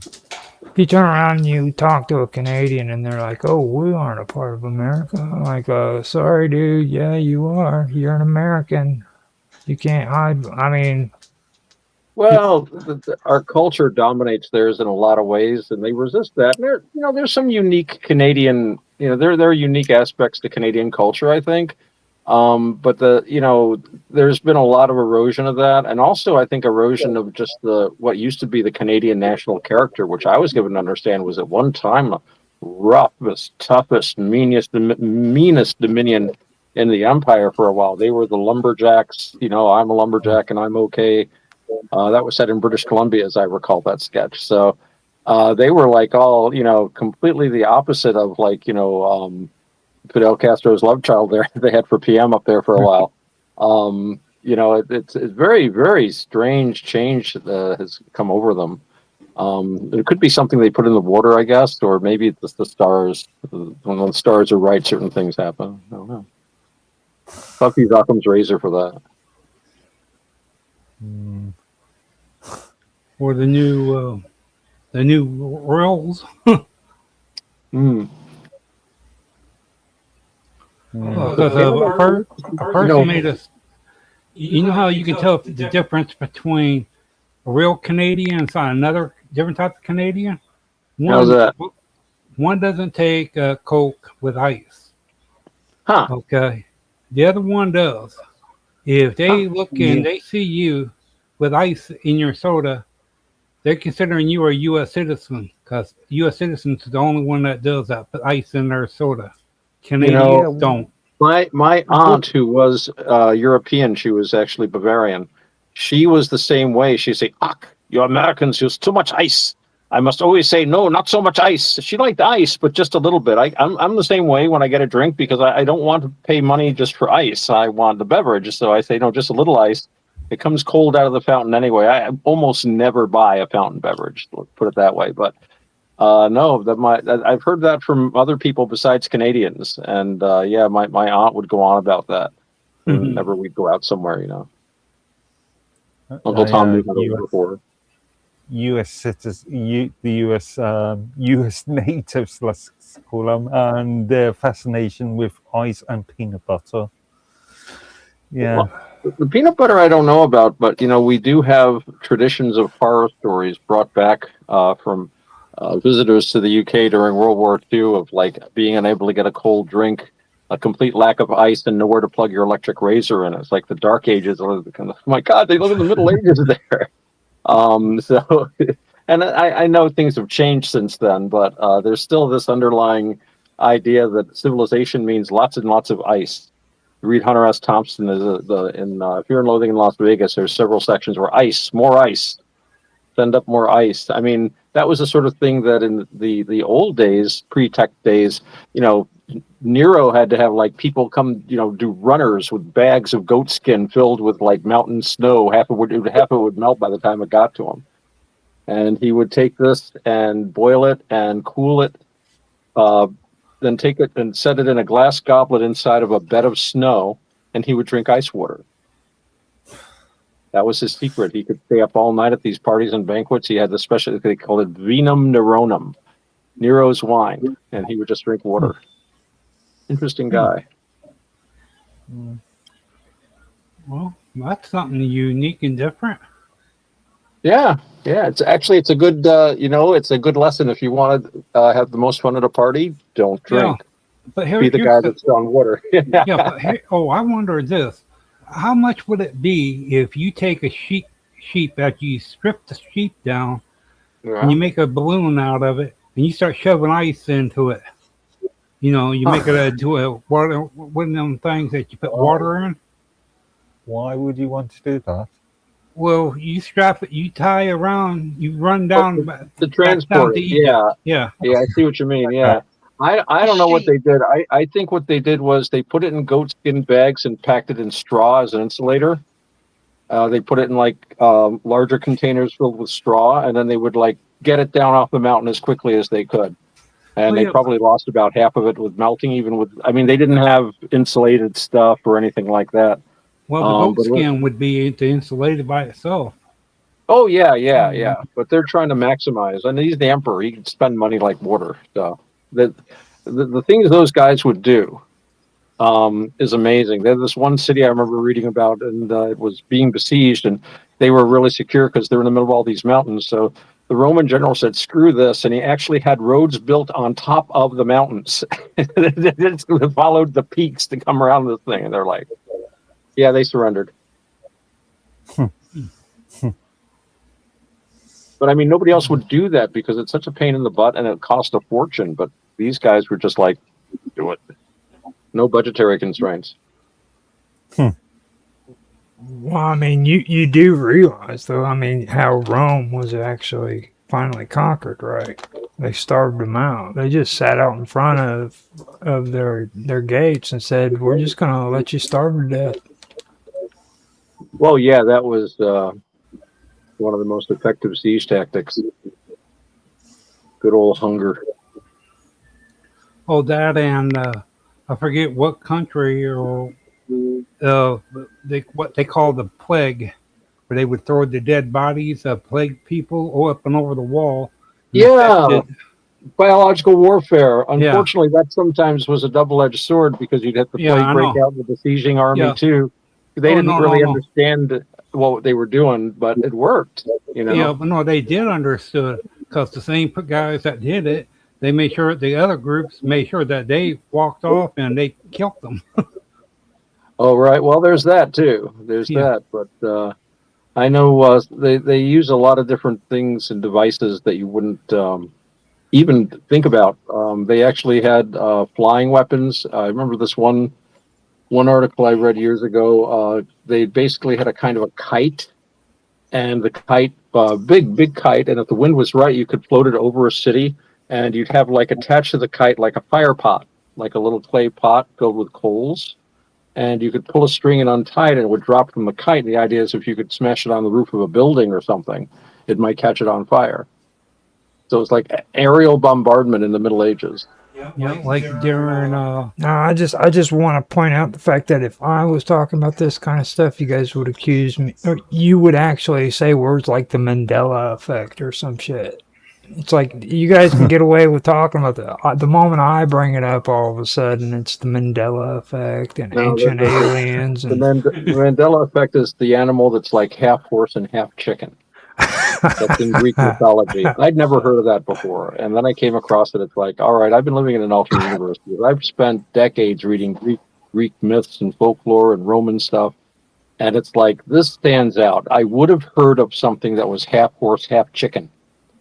I never heard of it. Yeah, well, I'll But tell there you is what, such a thing. but the yellow fever, or what was it? The U.S. military, in the 1800s, had an outbreak, and they decided to give the blankets to the Indians. Oh, that was debunked. No. That What That was disease was debunked. it? What? No, it was supposed to be smallpox blankets, No. but that actually The other was, one. that, I'm that not was talking about that one. I'm talking about the other one. I don't know No, of any that- other that- one. that I know was- that typhus was The yellow bad. fever. typhoid Yellow fever. fever's mosquitoes, though. No, Yeah. Yeah, and I'm pretty sure he was And it was right. bad. Yellow fever was bad all up and down the East Coast at one time. The typhoid Mary, and then there was the one that you just said with the Indians giving them the blankets. yeah. I think you're mixing them up because the ones with the Indians was what Otto said.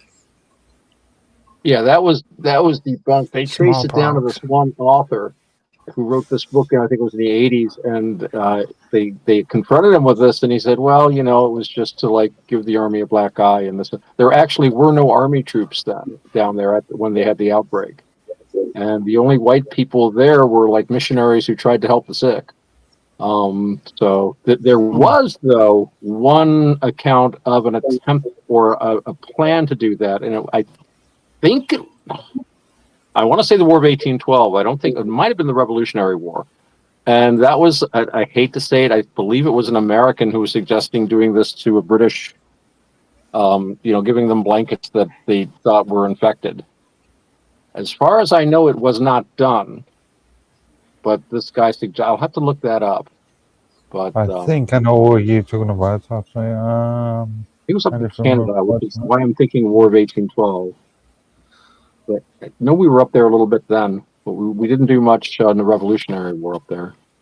You mean when they invaded the U.S.? Well, in the War of 1812, I mean, they burned Washington, D.C. And there was a lot of Canada. actions, and I believe there was some. I'm not an expert on that war, but I believe there was some fighting up on the Canadian side of the border, or near the border anyway. Yeah, I think you could be talking. I think you could be talking if you're talking about U.S., Canadian, and Britain. I think you could be talking about the pig war. And you also have to realize Oh. something. The war that was fought over the so-called pig.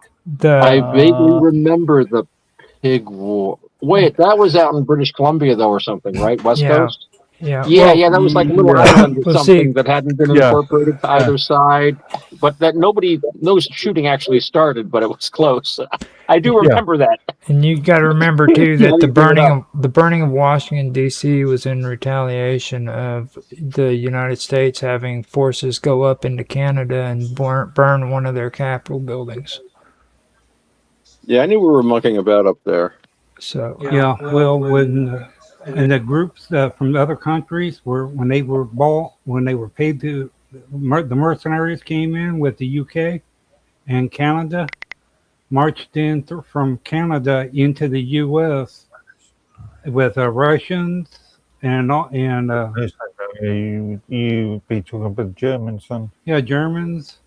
they were referred to. They were referred the to as mercenaries. they were referred to as the Hessians. Okay, Yeah. and German, okay. Modern day German. Now Hessians. That's an interesting story right there because like that's how a lot of them were able to migrate. They usually Hessians were from poor families, And in order for them to like be able to make something for themselves, they joined these mercenary groups called the Hessians, and that's what they did. They went out and they were hired by the English, and even the French hired them, I believe. Ooh, I just looked something up, and my memory was very poor on this. This is what I am told here. During the siege of Fort Pitt, British Captain Simeon Eque and trader William Trent gave 2 blankets and a handkerchief taken from the smallpox hospital to Yeah, Lenape that's what I was diplomats. talking about. Yeah, I hope it will have the desired effect. The act was endorsed by British Commander-in-Chief Sir Geoffrey Amherst, who corresponded with Colonel Henry Bouquet about using smallpox to extirpate hostile tribes, though it is unclear if Bouquet implemented the plan. Invoices signed by Eque and journals from Trent provide evidence. However, they were saying that there was already smallpox going on, so it might have just not been anything at all. That's odd. I thought it was.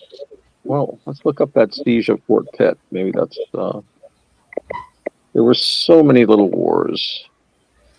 Well, at one time, the U.S. was talking about genociding them all. You know, Well, wiping them all out at one time because it was costing the U.S. during that time $1 million a year to fight against the Indians when they go into the Indian when the wars would pop up and the skirmishes and all that would run them into millions of dollars, and they were thinking of we could just kill them all and eliminate it all. well, I'm reminded of something Chesterton said. He was talking about what was known then as the Irish question. And he mentioned a major newspaper, probably the Times of London, expressing the hope that at one time Irishmen along the River Liffey will be as rare as Red Indians along the shores of the Hudson are today. Because during that time too, U.S. was talking about invading Canada. Oh yeah, And they were talking about increasing their land mass by taking over Mexico. well, don't forget 5440 or fight, which was a later attempt to when the western part of the continent was being divvied up. That, as far as I know, that basically would give Canada no seacoast on the Pacific.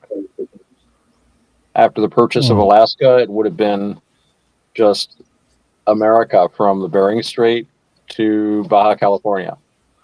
And What do you mean? 5440 is like the line of latitude, longitude. I get them mixed up. Anyway, it's a look. Yeah. The latitude goes side to side, so I guess latitude. Anyway, yeah. So that would basically seal off. I mean, if you look at a map, Canada has very, very little shoreline in the Pacific.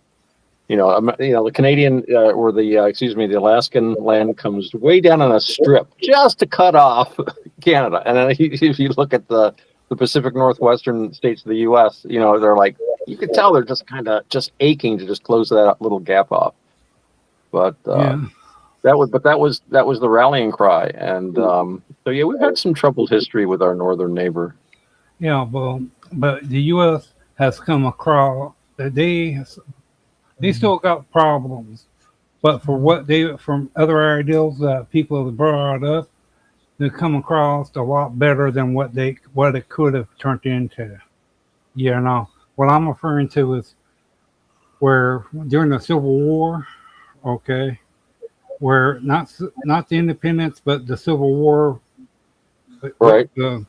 Okay, what would happen if the U.S. lost and they took over? Okay. Well, I don't think they wanted to take over, but they wanted to be separate. No, but by I don't think they'd have taken over the North. Well, they would have been the one in control of the U.S. They would have been. Well, they would have had control of themselves, and I think, especially, I believe Texas was a member of the Confederacy. They were a lot further out west in a lot of ways, and might have been able to exploit, the more western area of the country more.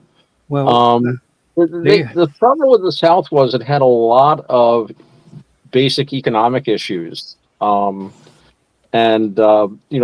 was only like a part of it. They were a cash crop, one crop economy, more or less, which they were being exploited financially and politically by the North. And basically, I always looked at it as the regular, representative democratic processes failed because they couldn't resolve the differences they were having. And also, I think it was a time of grand gestures. And we have to keep in mind, people drank very heavily back then. They'd get up in the morning and have a shot of whiskey. It was like seen as normal. No, I really believe that the people's patterns of drug taking through history have always been an influence on great events. The coffee drinking Muslim armies attacking the wine bibbing for breakfast Christian armies, I think, is something that no one's really explored much, but I mean, it makes a lot of sense to me. Okay, So then notice the Muslim armies got pushed back once they settled down, became corrupt, and started drinking. Suddenly they were on an equal footing with the other guys that are drinking. So yeah, but but during that time, yeah, I can see why they didn't want no part of it because for one thing, doing what the way they would not have no economy even if they was to, because everything was based on slavery. You can't have an economy based on something like that, because what about regular people when they're looking for jobs within that own thing? oh yeah, They would not have no jobs. They would have no place to live, no nothing. Well, with slavery in the South, as far as I know, and I'm not an expert on this, but slavery was what drove the large agricultural businesses down there. Yeah. And you're right, it stifles the economy. Yeah. Because you basically have a class of workers that, you only have to maintain very minimally. Mm-hmm. And I'm not saying the life of a sharecropper post-slavery was, necessarily that much better. It was a question of giving as little as possible and getting as much as possible back.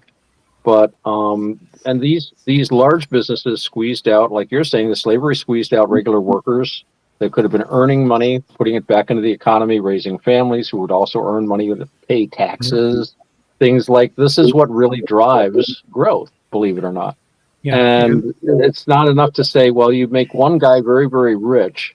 Okay, well, he's going to pay some taxes, although he's usually has good lawyers and good accountants and stuff. But still, that one wealthy taxpayer is not nearly as good as 500 smaller taxpayers who are buying things that you're also taxing, producing things that you're also taxing. So that slavery has, aside from its moral repugnance and being simply wrong from it's categorically wrong from a Buddhist standpoint, certainly. It really also harms the society that implements it on that kind of a scale. And to understand slavery, I mean, you have to go back to the original slaves, where once in a while you'd capture some guy after a battle and you didn't want to kill him, so he's like, well, I'll wash your socks if you don't kill me. So you'd have one or two guys around that, basically.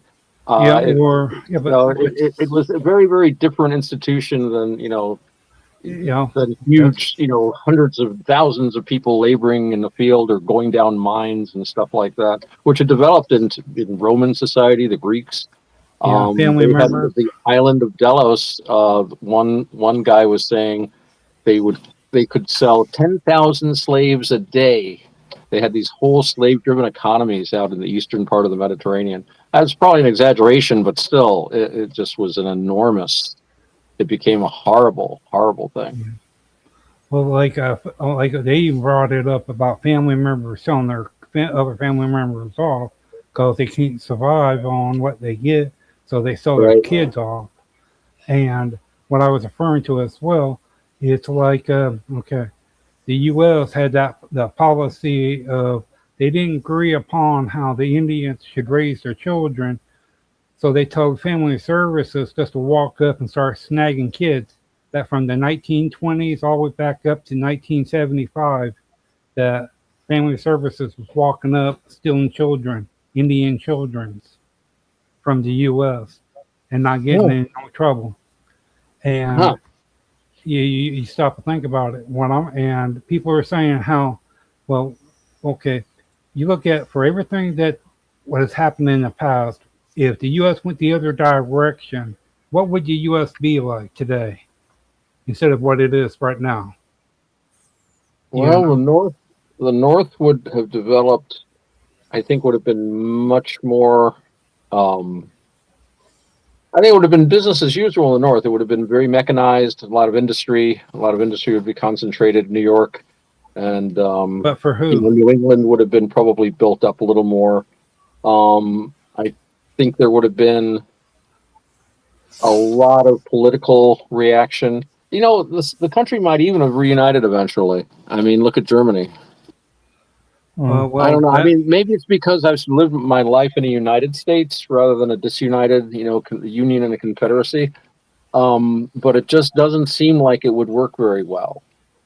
And I go on about there's still scars from the Civil War to this day. Look at the money. All of our yeah. money has, Grant, the Northern general that crushed the South, Lincoln. That must be so unpleasant. The only Southerners on the money are the pre-Civil War Southerners, George Washington and Jefferson. Okay, if I'm going to go down Robert's hypothesis, the United States didn't get into the industrial age until a relatively later compared to to Europe. Well, compared to the Great Britain, especially. Well, yeah. Which led the industrial age. If the Civil War didn't happen, or if the Civil War went the other way, then I would argue that it would have taken a lot longer for the southern states to become industrial, a lot longer. Technically, arguably, you could say that the US was still relatively a sort of third world country until what, the turn of the 20th century. Oh, our roads were impassable up into the 1930s and 40s. Yeah. I mean, up until the Second World War, that's why we built the interstate system. But I think the way I'm thinking about it, I guess, is in the North would still have access to resources. Canada was still nobody had been burning anyone's cities lately, so do plenty of trade there. A lot of resources up in the North too, and they just, I think, to make up for what they were losing, they would have been. There's still what probably would have been trade with the South. But another aspect is the South, who, was primarily agricultural, was selling their cotton to like the mills of Great Britain, although Britain quickly found alternate sources in Egypt, I believe, or mills up in the North. They might decide to try to industrialize. And I think we know how they would do that. So that's probably one, because if I was running a country and I realized, wow, I've rebelled, I've got my own country now, but now I don't have access to all those mills that were buying all my stuff, and my other big customer is like not interested, and I don't see anyone else on hand. The markets aren't tied up by these two guys who are like the major, the one guy's on my doorstep and the other guy is the world power. So maybe I better start creating my own stuff. I don't know about that. I don't know enough about the whole international trade system at the time, but it just seems logical to me that if you're cut off from the northern mills, you'd start building your own mills. Cotton at the time was a big trade, and so do something with the cotton. I don't know if they diversify. The cotton they were so sold on it, that you could also diversify your crops. Alternate history is also, I will say, this is a valid quantum gathering discussion. I was also thinking sugar and tobacco as well. Yeah. Well, tobacco's pretty constant. Yeah, that's not going to. Hey guys, can you tell me how long ago was this law put in place where if any of the 50 states try to leave the U.S., that the U.S. will, what you call that, claim, because you can't, what you call it, you can't leave. You're talking about secede. Yeah. That's actually in the Emancipation Declaration. Whenever Lincoln did the speech for the Emancipation Declaration, which freed the slaves, he also said that every state is now part of the Union. That's when the Union was created, and anybody in any of the states who decided they wanted to secede from the Union automatically was a declaration of war against the other states. So and see, I've heard people make the claim that Texas is exempt from this, but I'm not too sure on that. I've heard a couple of people say that. Texas has a really interesting and complicated history itself, so there could be an argument there. But as far as I know, it's supposed to include all of the states. Texas didn't join the Union didn't join the United States until after the Civil War, I believe. Yeah. I thought they fought on the Confederate side, though. Didn't they join in 53, or was it? I don't know. I'm not from Texas. If I were a Texan, I would know, and I could be wrong. I mean, you could fight on the side without. But I know Texas has always been very independent. Funnily enough, I know, Roger, you played Cyberpunk 2077, a fairly recent computer game. Isn't the backstory based upon California succeeding from the US? Isn't that the basis for this story? Well, what happened was you're talking about I believe it was a nuclear fallout and society had just basically collapsed. And no, it was a corporate takeover, wasn't it? If I remember right, if I I'm sort of familiar with the law. I'm not overly, but there was a corporate takeover, and then they succeeded from the Union. You're talking about the California Republic, right? Yeah. Yeah, they created their own government out of the fallout, and from that they created the California Republic, and then Nevada is supposed to have their own little government too, which is basically set up like the Romans with a Caesar and things of that nature. No, you're talking about Fallout. Sorry, I was talking about Cyberpunk. Talking about two different franchises. Oh yeah, Cyberpunk is something that I haven't gotten too deep into yet. I have been wanting to do that because they had a 1980s role playing game, and I want to eventually get into that. But that's I believe that's based on Gibson's Mancer. Fun enough, just to keep it in line with the Quantum Girlfriends, the entire story around Neuromancer and Cyberpunk 2077 is all about sentient artificial intelligences. Yeah. It's that sentience part that's always the. Yeah. That's always the question. That's always the question. Can it pass the Turing test? Can I pass the Turing test? Can you pass the Turing test? I started to wonder for that one. Could Turing pass the Turing test? We're keeping this as quantum gathering as possible. Go on. What are they supposed to explain that to me about California? What are you talking about? I never. We're specifically talking about. In fact, me and Roger are talking about two separate computer games. No, I mean about California. No, this isn't real life. Game. The game was about California. This is a game.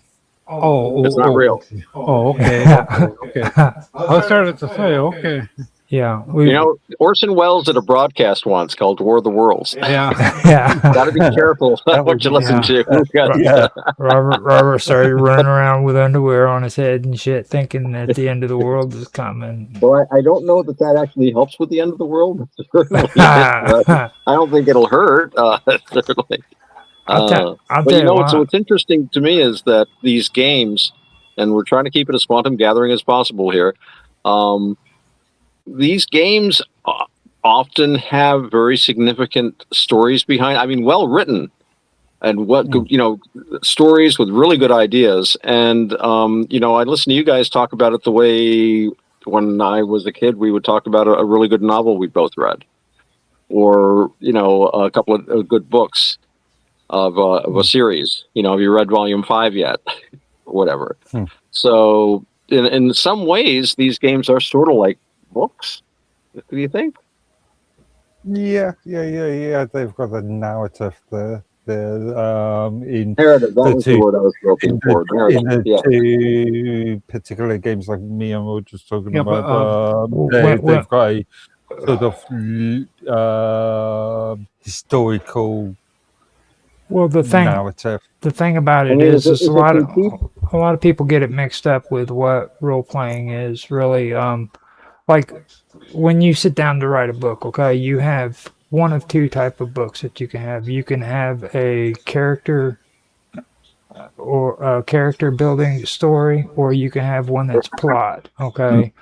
And a lot of people like to go the plot route, where it has a plot, it has a narrative, and things of that nature. You have the beginning, you have the freaking the midpoint, where where you have the everything falls apart, and then the moment of clarity, and then the ending where you learn something new at the end.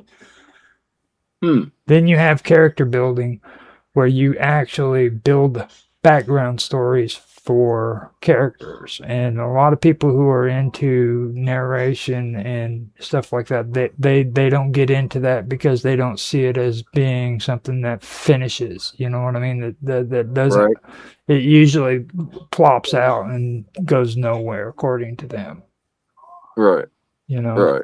This also goes back to Walt Whitman. When you look at Walt Whitman, he was he could write freely. He didn't have to sit down and write down a freaking a narration or a plot or anything of that nature. He could it just flowed from him. Yeah. It just flowed from him naturally. You know what I mean? Yeah. And there's a few other writers who did that, and they don't get the credit they deserve for what they did, because they didn't actually like sit down and plan a story from beginning to end. Right. Yeah, which is the usual way. Right. Usually recommended, but it's interesting to me that in the technology has given us a new medium. So because we're supposed to be talking about like technology changing society, but here's something that's more like technology adapting to human needs for narrative, human needs for interaction even. I'm reminded of a guy who was a writer of video games, and then he wrote a science fiction novel. It's an alternate history novel. I probably told this story before, but I think it's appropriate. And many of our viewers may never have heard it. But anyway, he wrote this, and he wrote it with like a dozen main characters. And it was so convoluted because he was giving each character just about equal attention. This resulted in several very massive volumes. In the last 2 or 3, he actually had a note at the end saying the book had gotten too big for his publisher to print, so he gave a website where you could go and read the chapters that had been cut out. So the books were enormous, and I kept reading them. It got to the point where it was sheer bloody-mindedness. I mean, I was sick and tired of this whole thing, but I read every page until I got to the last book to see how he was going to tie up all these loose ends, and he did it by killing everyone. I was so disappointed. But you could tell that he was lost because he was used to writing these games with all these choices and all these characters, and when he tried to use this other medium, it didn't quite work for him. Now, to be fair, the next series he wrote were excellent. He toned it down to like just a couple, 2, 3 main characters. They were nice, slim, very effective volumes. and I'd recommend them to anyone. His name is Thomas Harlan, and it was a series of books he wrote about an alternate universe where the Mesoamericans had gotten together with the Japanese back in like the late medieval period and created an empire that dominated the world. So it was like a Japanese Mexican universe with an interesting fusion of the cultures. It was basically you had the Japanese. Well, never mind. I have to stop there. You read the book. Start describing the book for the night. We don't need that. Well, I mean, I actually agree with it to a large extent because I want to point out too, Walt Whitman was one in a million. There's very few people who can write like that. Oh yeah. You know, and I'll tell you what, having a plot and a theme and a narrative, that's all very, very important because if you're not, you're going to go in a lot of different directions like you're talking about right there. Yeah. So yeah, I just wanted to say that because Well, he was an amazing guy. Not many people could write like him or grow a beard like him. He had quite the beard. well, He would have done. I tell you. I have issues with a lot of people in modern writing because they make statements about Walt Whitman which just aren't true, and I'm like into writing a lot. I even have like the storyteller, which I do, you know, and I talk about stuff like this, and it's Right. what I don't like is when people take something historical and they just make broad freaking claims that just are not backed up by facts. And Right. Walt Whitman was one of them. They tried to say like he was homosexual and stuff, and that his writing was homosexual literature. And I was like, there's no evidence whatsoever that they have found to prove that was true. Like he was actually celibate. His sister said that she never once saw him with a woman or a man. Right. Yeah. That's a path. You That's know? a path. A lot of people have taken it in history. A lot of people. But they will push the issue, and I'm like, that's just not true. And I have no problem with if he was or if he wasn't. It's just be truthful. Don't lie about it. You know what I mean? So You know what's odd when you watch these shows or movies, and especially the good ones, okay.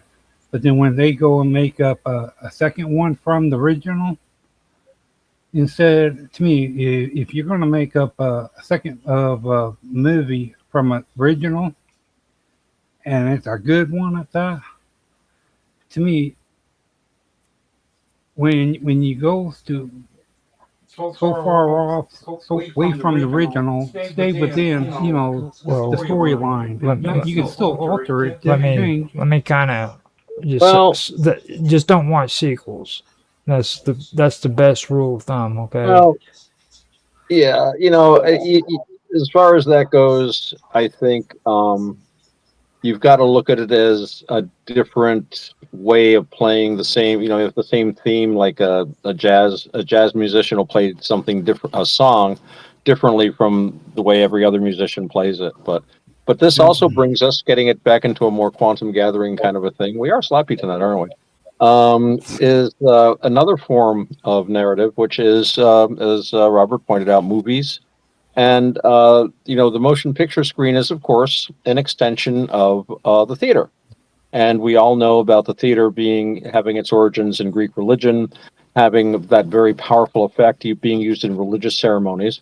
And theatrical productions and then later movies have always been very powerful, especially films, because they overwhelm, flickering lights, and the movie can get people, or a play can get people worked up or dragged down.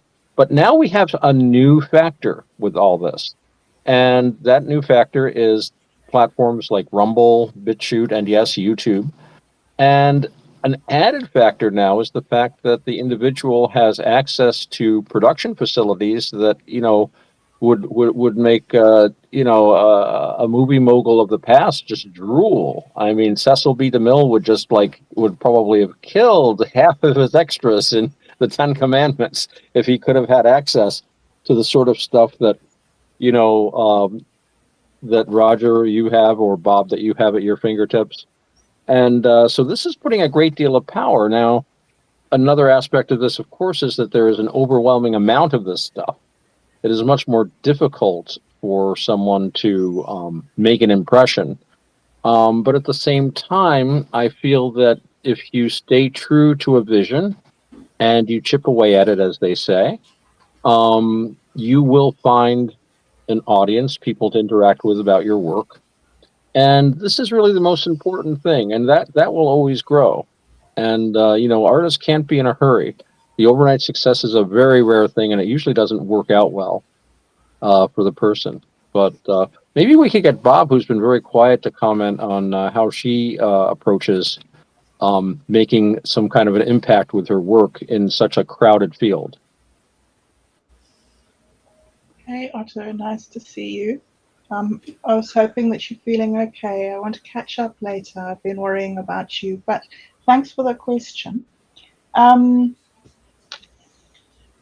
think I've just actually yesterday and today been working on a book that I'm releasing on Wattpad, talking about looking at the world instead of looking at it in terms of good and evil, which is the binary that we have all been brought up with, to look at it in terms of a different binary, which is creation and destruction. And so to evaluate all your actions, I guess, thoughts and actions on is what I'm doing here ultimately creative?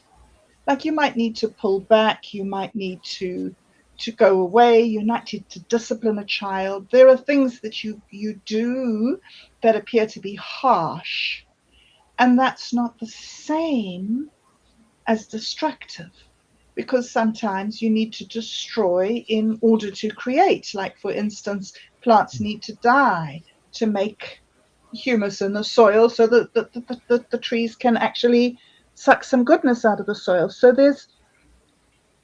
it's a very, very difficult, complex and nuanced subject, I think. But to use it, I think that's what I use as my shining light. What would you say? My lodestar? When I'm trying to make a decision about what I want to do, it's, would this ultimately make a difference to somebody if they came across it? Maybe this year, maybe in 20 years' time, maybe in 100 years' time. Would this be something that enhanced another individual's being? And I feel that the peace that I get from living with my decisions, when I am able to say, yes, this is what I'm doing, that's my achievement. That's my measure of success in my life. Whether somebody interacts with my work or not is not my responsibility. It's not why I was sent to Earth. Why I'm here is to live, as they say, in the image of the Creator, which means to be a creative, life-giving individual. That's the short answer. Wow. Catch me outside if you want me to go into detail. The long answer will be your book, which I look forward to reading, and I'm sure everyone listening will be enjoying. We'll get your Wattpad link down in the description.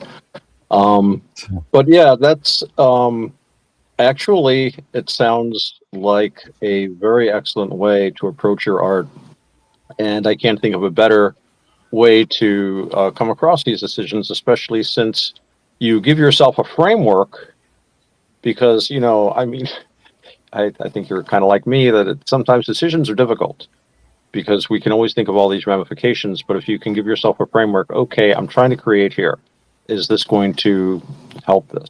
Is this going to, help me to accomplish whatever goal it is that I'm trying to accomplish here?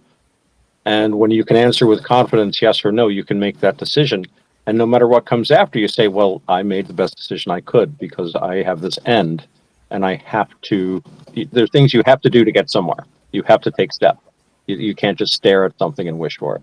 So Well, yeah, but if you know who you are as a person, what you will and how far would you be willing to go in certain circumstances, you yourself would know how far would you be willing to go for whatever certain circumstances comes up. How far would you be willing to go? well, that's That, always that the question, isn't it? yeah, and just not that. And how far are you willing to go? What type of situation for each different situation that does come up? Do you know what that situation? If you do it, what what's the possibility? What can happen if you do that possibility, good or bad? That whatever that possibility could be, good or bad. You know, think of it Right. like that Well, because a lot of there's people doesn't do that. yeah, there's an old technique where before you take any action, you should like think about the action, look at it, and say, is it going to do harm? And if you say to yourself, it's not doing harm, well, then you can do the action. And while you're doing the action, you have to look at what you're doing and say, is this causing harm? And if it is, you stop. And if it's not, you keep going. And then you look after you're done and you look back and you say, did that cause harm? And if it didn't, great. If it did, you go, let me figure Yeah. out what I did wrong, and I will not do that again if I can possibly help it. So you learn. You don't beat yourself up, but you try to learn. Well, see, and I think that's story the best thing anyone can do, really. and storytelling though, and that's what this really comes down to. It doesn't really work out that way because, like, if anybody who sat down and wrote a story actually is honest with you, they'll tell you they planned the story out, they got the ending. It all sounds Right. great, but then when you start writing it, that story takes a life of its own. Okay, and Oh yeah, then you start realizing certain aspects of the story that needs to change, and by the time you're done, that story's ending has changed in one way or the other. It might be huge, it might be small, but that Oh, story yeah. is not the same as what you I planned it was out. I was just thinking about this myself. If you how do you write a story? Do you actually have a ending set out in your mind at the beginning of writing it, or is it more organic? That's supposed to be the best way to Yeah, do but- it. It's it is supposed to be a plan, but you got, I mean, there's actually something, there's a process that goes on while you're doing it, you know what I mean? And you're actually thinking your way through the situation, and you're coming up with, like, hold on, this can't happen, this is unrealistic, or I forgot this, you know what I mean, or something of that nature, you know what I mean? So things change as you're going through it, and you have to learn how to adjust your story and make it work.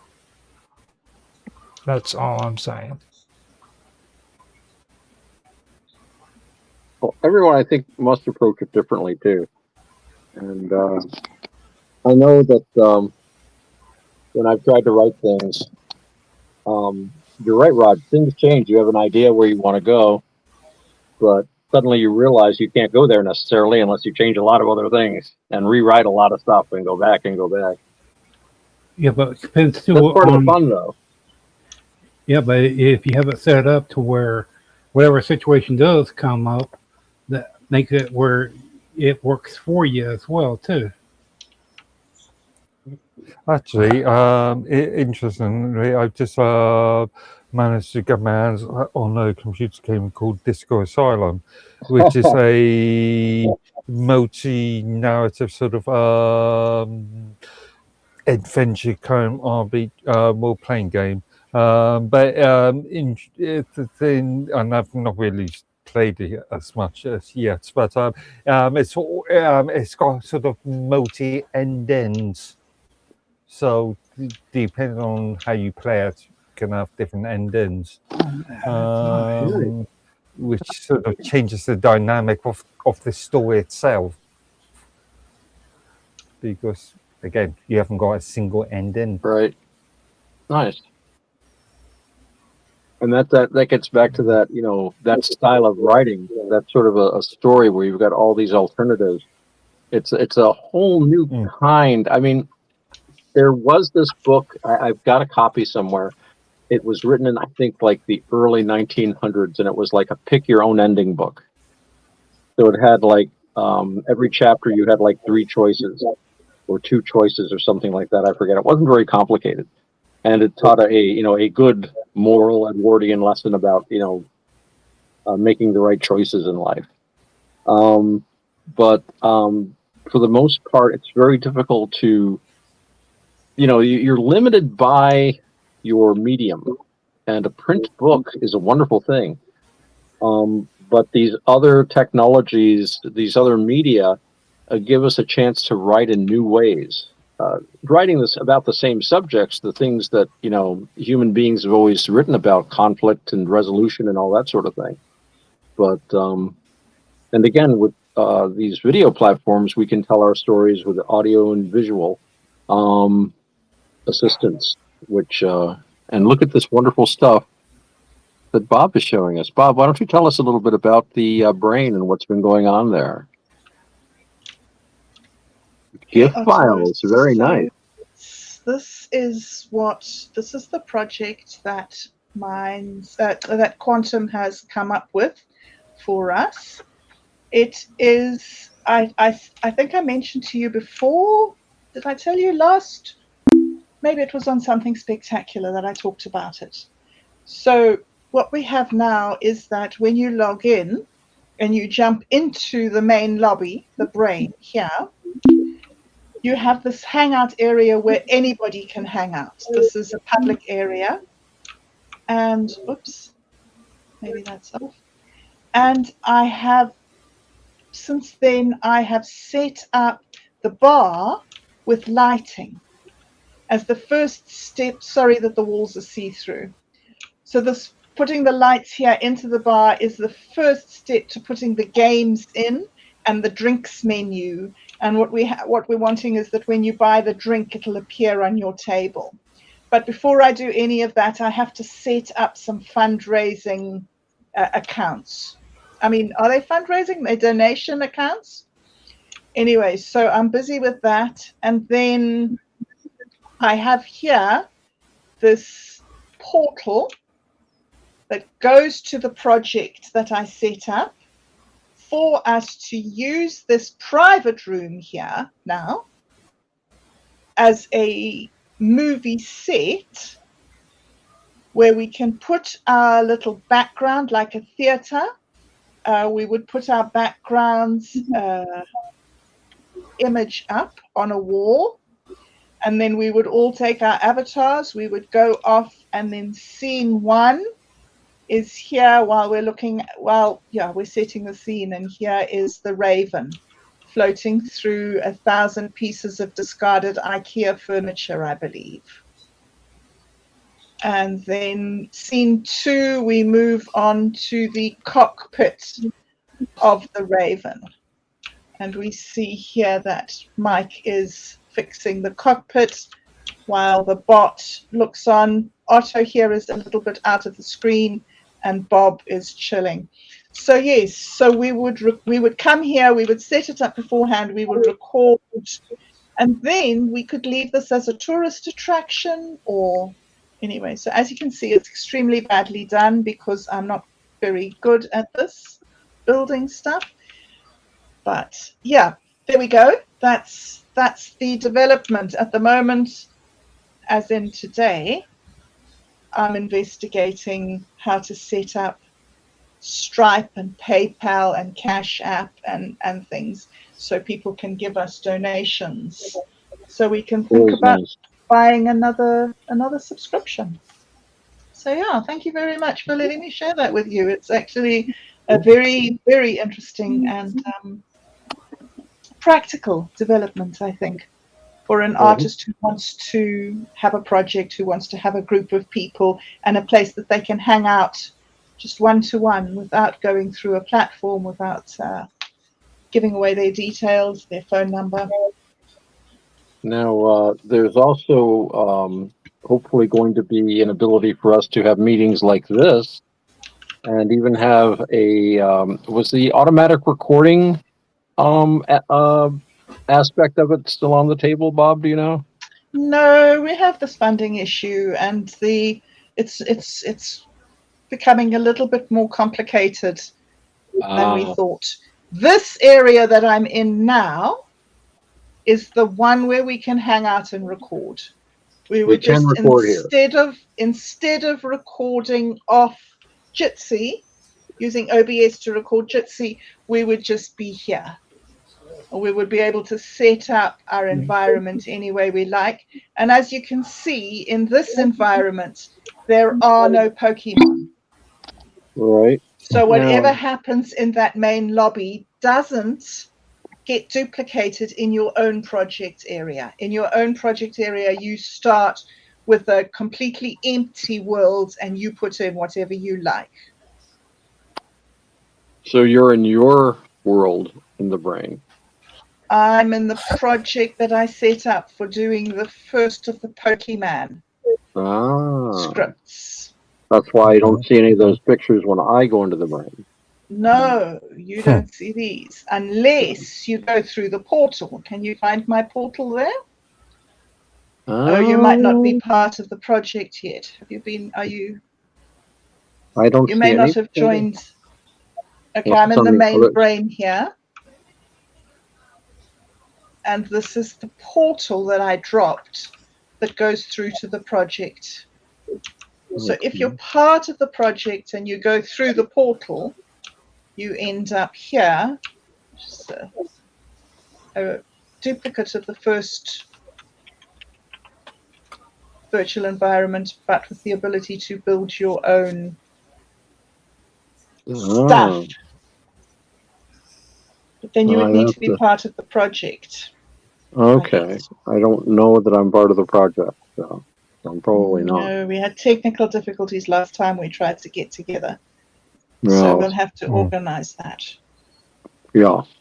Yeah. All right. But Well, yes, we'll it seems to be very stable. Mike and I spent 2 hours the other day hanging out. I recorded it. There were no issues. Some water. Now, when you record it, are you using OBS or do you have Yes. Okay, so we're still using OBS. That's good. Still using OBS until we get, but our priorities have changed a little bit. So we're not focusing so much on the live streaming area because we've chosen to use the credits for different things. Right. So the fundraising issues. Yeah. Because we can use this. I did see Mike create a pseudo change log thing the other day on the quantum gathering element room, and he did mention about video experts on in the rooms as we see now. Yes. Yes. So yeah, if you have. Yes, sorry. Just a quick correction. Earlier, I mentioned the game Disco Asylum. It's actually Disco Elysium, not Asylum. Elysium. That sounds like not quite as fun, but it still sounds interesting. Yeah. I just realized my mistake. It's actually better because Asylum is horrible. It's where you're in a mental institution. You have no weapons and you have to escape from a crazy man. It is the worst game you could ever play because you can't even fight back. You just run and hide. Hey, Bob. What kind of is this like off of what kind of program is this off of? You're using? This is something that Quantum has built. It's a peer-to-peer torrenting app designed for creative people to get together into small groups, into projects, and be able to hang out together, not on a platform, but just here one phone to the next or one computer to the next. Oh, okay. That's cool. That's good. So nobody. And this is my land over here. If you'd just like to see, where's my land? I think my land is over here. And so whatever I build on my land Actually, no, I don't. I've lost my land. I don't know where my boundary is, but somewhere I've built land. Yes, here, you see this green square? See that little green square there? Oh, Okay, okay, yeah. yeah. I've bought the land with my swarm tokens. And so now nobody else can build on my land or destroy or tag or oh, I recognize this person.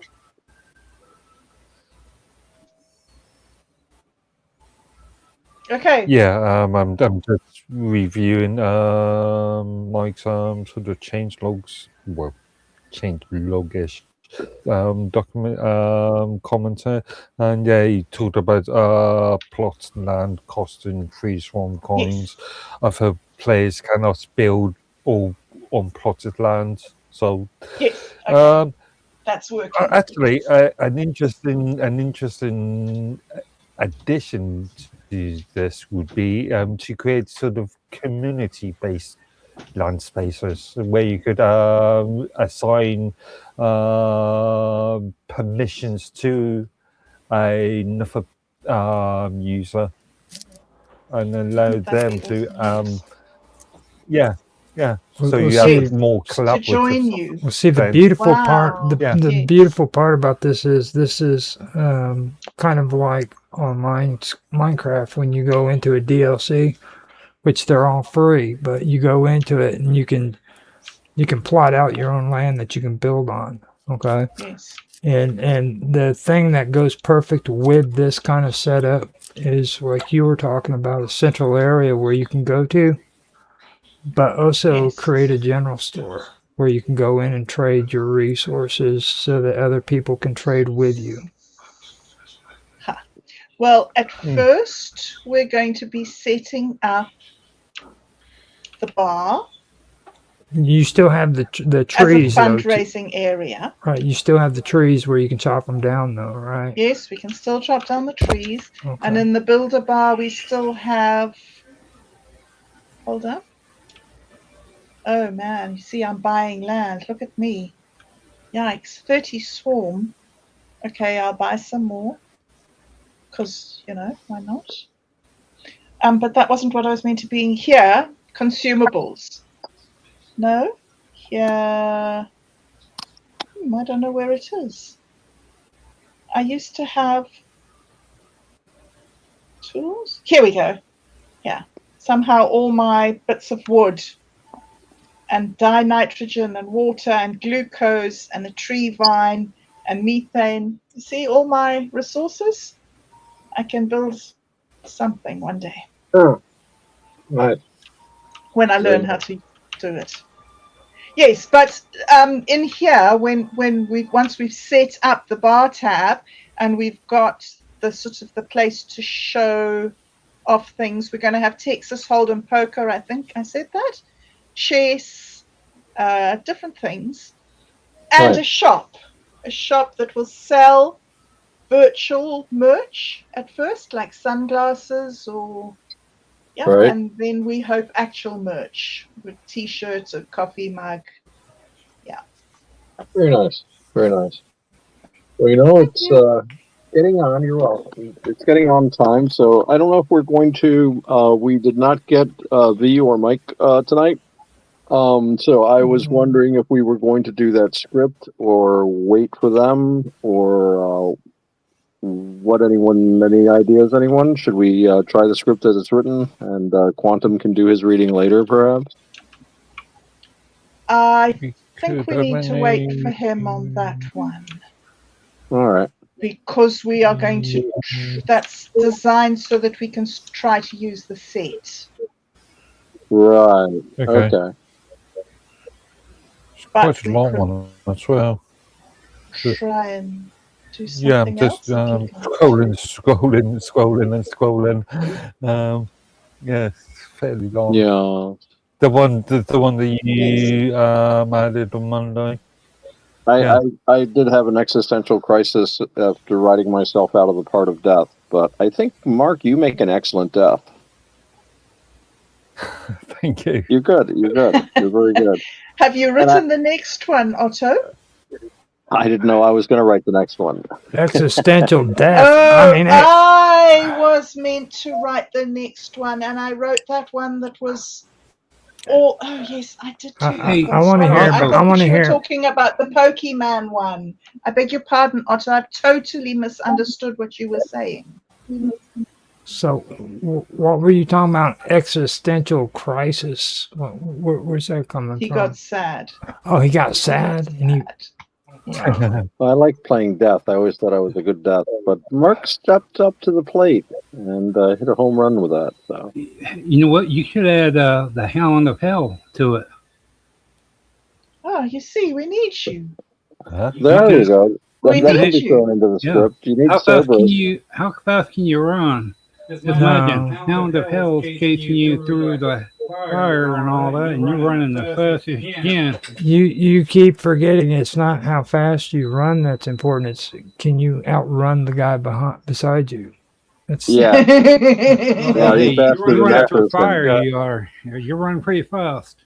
Can you run faster than him? Because that's the only important Yeah, thing. yeah. Can you run faster than you? Yeah, yeah. Well, there is that famous three-headed hound, Carabus or Kerberos. Yeah, got the taste of you for your Yeah. flesh.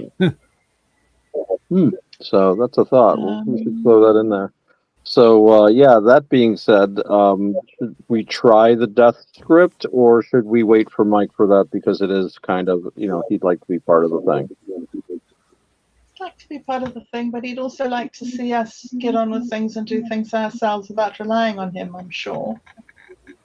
All right. Well, we can I've give it a shot. forgotten. I have forgotten who's in this.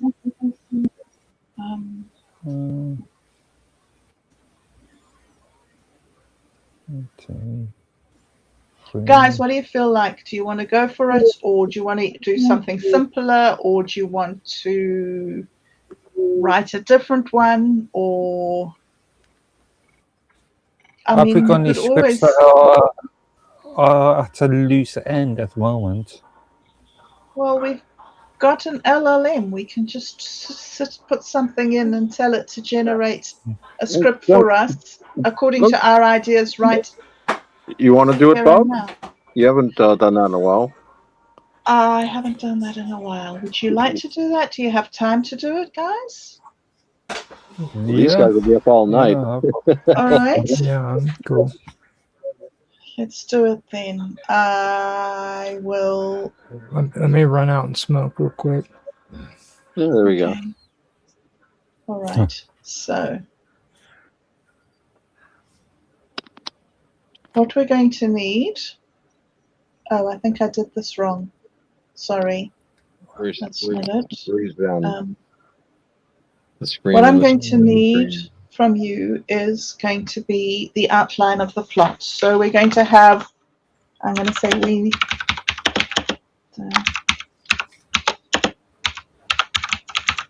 What's it going to be about? An episode about?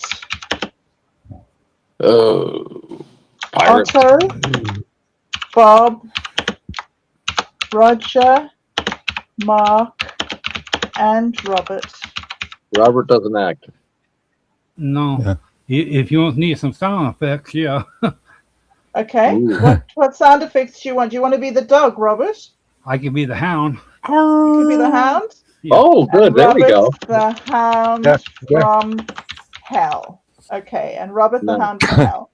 So we need a dude, where's my wallet about Otto, Bob, Roger, Mark, and Robert the hound from hell.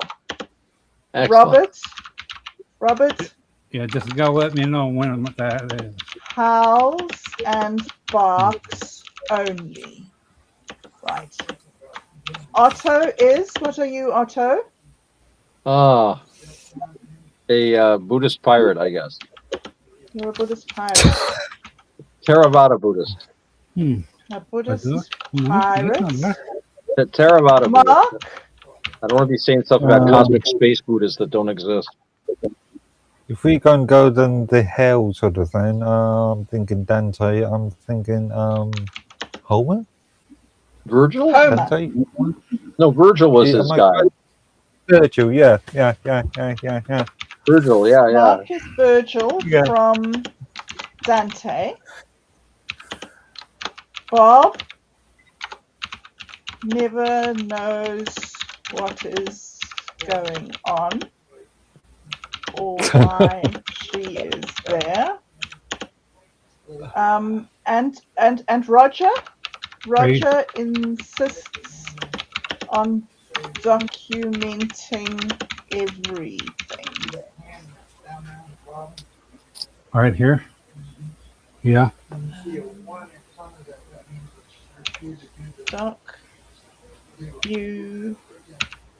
Documenting everything.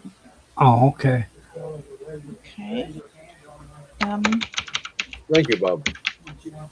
So what's going to happen in this? They visit. Where do we visit? They visit. They visit. Yeah, They visit I haven't got a hold of her yet. Gnipa Cave, a mysterious cavern. Inside, they find a three-headed dog. Well, no, We visit a mysterious Hey, Bob, cavern and meet Robert, not yet. She's typing. the three-headed dog. All right. And what happens, Otto? Virgil comes and restrains the dog before he can bite anyone. Virgil restrains the dog and it can bite anyone. Yes. He says he has to walk the dog anyway, so invites everyone to take a stroll with him to the nether pits.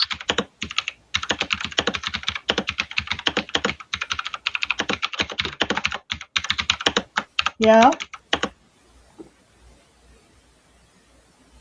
Oh, hey, Okay. Bob. But Yes. they balk when they see the exit portal. If you know anything about Dante's Inferno, it was not a pleasant way to get out. Hey, Bob, when you get ready for me, Yeah. raise your hand. Okay. After numerous misadventures, they get out by the fire exit at the side. I don't know. Yeah, I used to work for Groucho Marx in a previous life. I was one of his writers.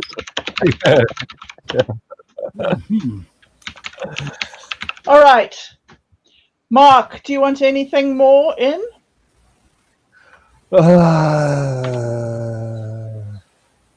My brain's totally gone blank now. Okay. Virgil, think Virgil. Yeah. How you going to There we subdue go a with that. three-headed dog? Hey, what? How you going to subdue a three-headed dog? Well, only one of the heads barks at a time. The other two heads have like milk bone dog biscuits or something. We'll figure something out. Okay. Yeah. Because I was wondering, because for what they always, the big claws and all that. Well, you know, another thing we can do is take any barks and howls you do, and then just double them up in editing. So it'll sound. You just do a regular bark and a regular howl, and don't worry about it. And then we can add that later on. Yeah, in the we'll editing copy it process. and put it in 3 times. Yeah. We can add some reverb or something. Yeah. Yeah. So all you got to do is just be a single-headed dog, and then we'll make you into a 3-headed dog in the editing room. That's the magic of editing. Yeah. Hey, Bob, when you do get ready for me, Roger's saying, raise your hand. Or Yes. Okay. Okay. Okay.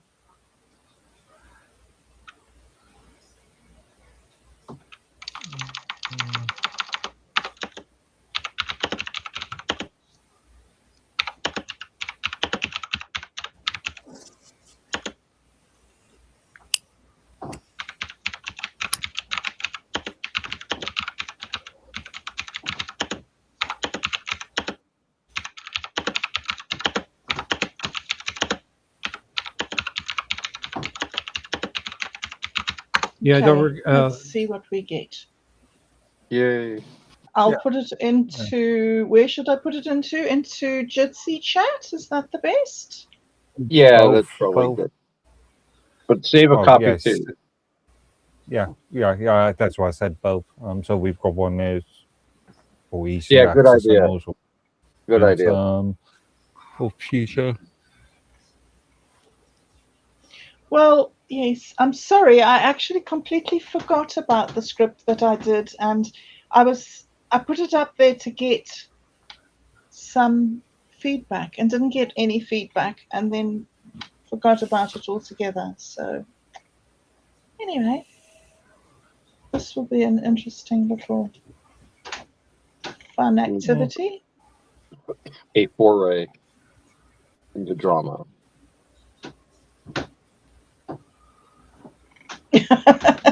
Robert barks. Robert's left head growls. His right head panted. His middle head howled mournfully into the abyss. I love it when the LLM gets into it with us. Yeah, but think about that one middle one have his teeth showing out through his gums. There you go.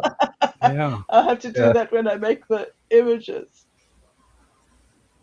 Okay, well, we're on scene 4 now. It's still printing away. I told it only 10 minutes reading, so hoping we don't get 20. You never know. Roger stood nearby reviewing his notes. Episode summary. Okay. Robert barked. The sky wisely offered no comment. Or you could breathe where I'm behind you, and all you feel is the hot breath blowing down your neck. Ooh. Robert, I can see that you are going to be our main script writer from here on out. You've got all the story notes. Okay, here we go. Paste this in here. Ta-da! Interestingly enough, I was watching your Piano Land video yesterday, and both the visuals and the script itself, and obviously your photos, actually came together and made quite a nice sort of package. Yeah, Actually worked quite well. Yeah. that did come out really well, yeah. I had to redo it. The first one, my audio was so low and there were complaints. So I took it out and I redid my part. And then, it was actually a bit of a labor of love to do it. But I was quite pleased. Yeah. I was quite pleased that I redid it. It was worth it. And it was not written by an LLM. That's an actual original script. So it's one of our very... Otto, you've written an original script, haven't you? Who, me? You know I have. You helped me write it. You've written 1 or 2, Otto? I've written a few, but not all of them have seen the light of day. We'll put it that way. Some of them were not worth the sharing. But we did a couple of the pirate scripts, and I've got that other one that I still have unfinished. Oh well, if you could finish finish that part goes. So it's a lovely bridge. It's a lovely bridge. It's a lovely way to sort of get up your courage to move from assisted writing into your own. You've never done. You went the other way though, didn't you, Otto? You didn't go from an LLM assisted to a. No, not at all. You went the other way around. I've only been using the LLM for these fun little scripty things, but I originally approached it as I'm going to write every line. Yeah. And it's, like Roger says, you've got to go back. Well, you were there for a lot of it. You really wrote as much as I think, you know. If nothing else, I could bounce ideas off of you, and we came up with some brilliant stuff. I thought really brilliant stuff. Fun. But it's very fun. But it takes a lot of time. It takes a lot of time and a lot of effort. Yeah. Yes, and for something like this, where we're like an amateur dramatic society. What's the latest script we can get? You know. Yeah. We're more concerned with our social interaction, our performances together, This is what people used to do back in the Edwardian era. You know, at amateur dramatic societies, musical societies. They get together, Yeah. read plays, sometimes write them. So it's kind of neat. So Well, are we like, all ready? Let's get to the. Are we all ready? So Ready. now, once we get this organized, Robert, what Yeah. we would do is as we wrote this, we would also organize so it's Thursday night now. So we would maybe do something like get together on a Tuesday as a group. We would write a script like this, and then we would generate images together. And we would have somebody like you who would say, okay, make the dog look like this, or I want to be standing under a tree. And then we'd put those all up in the swarm space so that today, when we came to do this, we would have all the images ready there. And so everybody could participate and everybody could be in the credits. That's yeah. the dream. That's the dream. Yeah, like having the dog's eyes flaming red, you know. You see, I need you. I need you. How can I do this without you? You've got all the thoughts. Yeah, Well, maybe we could meet next Tuesday if everybody's up for it. I mean, now you're just giving him a big head. Well, as long as he produces the video, the images, I don't mind about his head. Just do the work. Did you like the Okay, idea are we about the raising the hand thing? Did he tell you about that? Did you see me do it? Okay. Now, did you catch where she showed you that? The raising the hand, Robert? Did you see the raising when I raised my hand? No, not yet. You didn't see it? That you mean that one. Yeah. Zero. Now, what happens is when you see that white tag on Yeah. the side, that's when you make the sound of the growling hound from hell. Okay. You howl Oh. and you bark like a wild man, Robert. That's a good prompt mechanism. I did mention before he is known as the wild man, right? Yes. Okay. You have mentioned that many times, Okay. Roger. About 30. Okay, good. He is my brother, so I do have the rights Well, to I'll say tell you You're that. allowed to say all these things. I see. Well, you know, they say on TV. Calm down. If Calm- you want to get hold of their, Calm down. Calm down. I am. Okay. But you sound like a wolf, and the wolf will respond to you. That's actually true. We went camping, and they were out there. I sounded one off and got responsive too. uh-oh. Okay, so Yeah. As long as I'm coming up to the camp. Guys, who is going to be doing the hand signs to show Robert when he growls and barks? you want to do that, Mark? Can do. Yeah, Okay. as long as I keep track. Yeah. It's mostly I'll say it and then I think.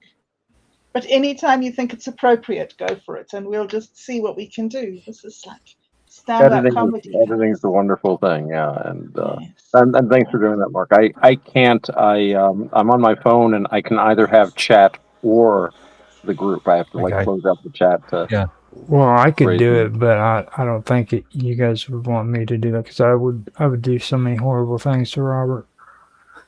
No, Well, no, yeah, no, but we you won't get do that. convincing. But you get convincing howls. Yeah, you know That's you a know valid you're point. worth more than Okay, more than okay, me. I'll raise. I think will. you're more Okay, I'll do it then. appropriate. I'll do it. All right. All right. Yeah, all yours, all yours. Okay, guys. Let's see how this goes. 3, 2, 1. Dude, where's my wallet? Robert and the nether pits. There are caverns that are made of water. There are caverns that are made of lava. There are caverns. That's completely wrong. I have to start again. Not made of, made by. Sorry, I let's was start wondering again. about that. No, you should have jumped in, Otto. What's the good as a I thought you were being impromptu. I was waiting No, for just stupid. Just stupid. Okay, we're going to start again. Okay. 3, 2, 1. Dude, where's my wallet? Robert and the Nether Pits. There are caverns that are made by lava. There are caverns that are made by water. There are caverns that are made by ancient geological patience, by the slow chewing of stone, by time wearing one tooth down after another. And then there are caverns that are clearly made by narrative necessity. Bob stood at the mouth of one such cavern, holding a lantern she did not remember being given. Otto stood beside her in a pirate coat, so salt-stained that it looked as though it had once been used to mop up the Bay of Bengal. Roger stood behind them with a notebook, 3 pens, a backup pencil, and the grim expression of a man determined to record events that had no intention of making sense. Mark stood at the front. He wore no crown, no armour, no theatrical cloak. He simply stood with the calm authority of a man who had escorted poets through hell before breakfast and considered it a manageable itinerary. Bob looked into the cavern. The cavern looked back. Bob said, "Why are we here?" Otto said, "Because all conditioned phenomena arise dependent upon causes, Bob. Arr." That did not help. Roger licked the tip of his pencil. Noted. Bob reports Buddhist explanation insufficient. Otto turned to Roger.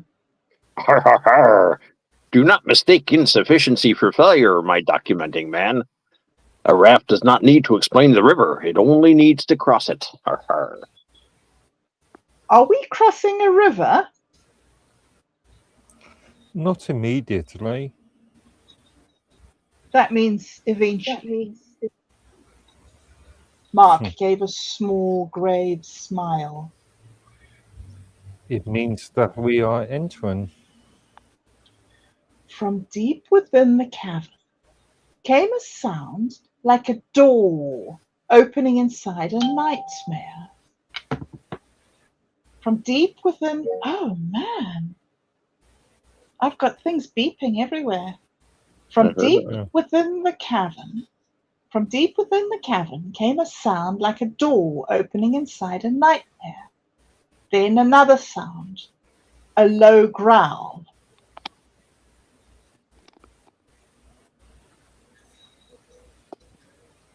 Robert. Growl. Growl. A low growl. Then another. And another. 3 growls layered like bad weather. Bob stepped backward. Roger stepped forward. Otto closed his eyes. Mark raised one hand. From the darkness emerged Robert. Robert was enormous. Robert was black as burnt iron, broad as a collapsed tavern, and possessed of 3 heads, each with its own opinion about visitors. The left head barked.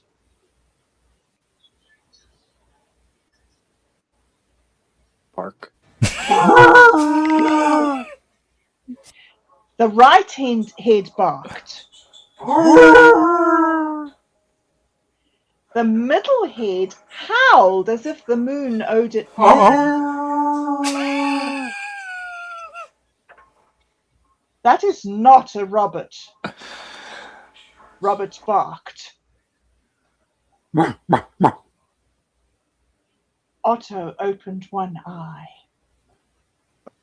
You see, all beings wish to be free from suffering.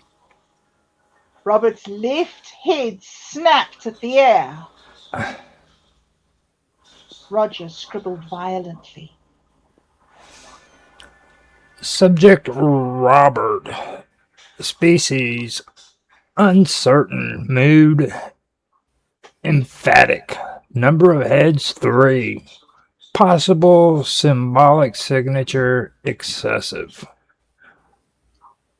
Why is there a dog? Mark stepped not forward. not a dog.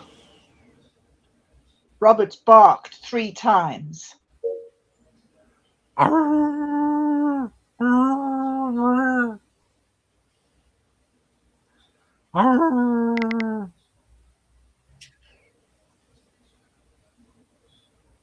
Mark A explained. guardian. Sorry. That's okay. Okay, yeah. Okay. A guardian.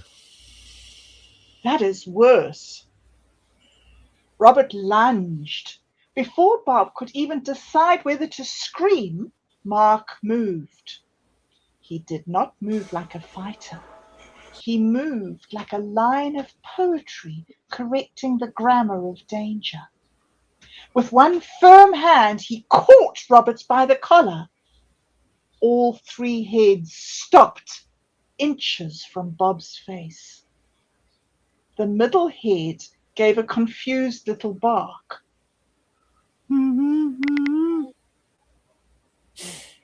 Thank you, Mark. I have known worse dogs. Roger looked up. Please clarify. Worse in size, temperament, symbolism, or dental arrangement? Yes. Otto bowed to Robert. Good hound. Fierce hound. Bound by duty. Duty is a heavy chain. Robert blinked. The left head growled. Arr. The right head sneezed. The middle head wagged its tongue and howled. Arr. Is he going to eat us? Mark inspected Robert with professional concern. No, he has not been walked. A silence fell. A cavern silence. A silence with minerals in it. Sorry? He has not been walked. Roger wrote this down in capital letters. Otto nodded. 'Tis the ancient suffering of neglected exercise. Robert barked with what might have been agreement. Arr. Mark took a leather lead from somewhere that was either his pocket or classical literature. And I shall walk the hound. I shall walk the hound. You just carry dog leads around. In hell, one learns to. In hell, one learns to be prepared. Roger underlined that twice. They entered the cavern with Robert leading, Mark restraining, Otto strolling, Roger documenting, and Bob asking questions nobody answered in a way she understood. The passage wound downward. The walls glittered with dull red veins, as if the mountain had suffered an embarrassment and was still blushing about it. Roger whispered while writing. Environmental notes. Cavern slopes downward at a spiral concerning angle. Temperature rising. Smell sulfur, wet stone, old decisions. Why are the old decisions smelly? Or because clinging leaves residue. Again, not helpful. Well, had to say helpfulness is also impermanent. I preferred you when you were a pirate. Otto straightened. I remain a pirate, but I've taken refuge in the Buddha, the Dhamma, and the Sangha. Also occasionally hashish. Moderation. Oh, naturally, 'tis the middle way. Roger wrote, Theravada pirate theology includes hashish under certain doctrinal conditions. Robert barked. His 3 heads had various walking styles. The left head wanted to attack shadows. The right head wanted to sniff rocks. The middle head wanted to howl into holes.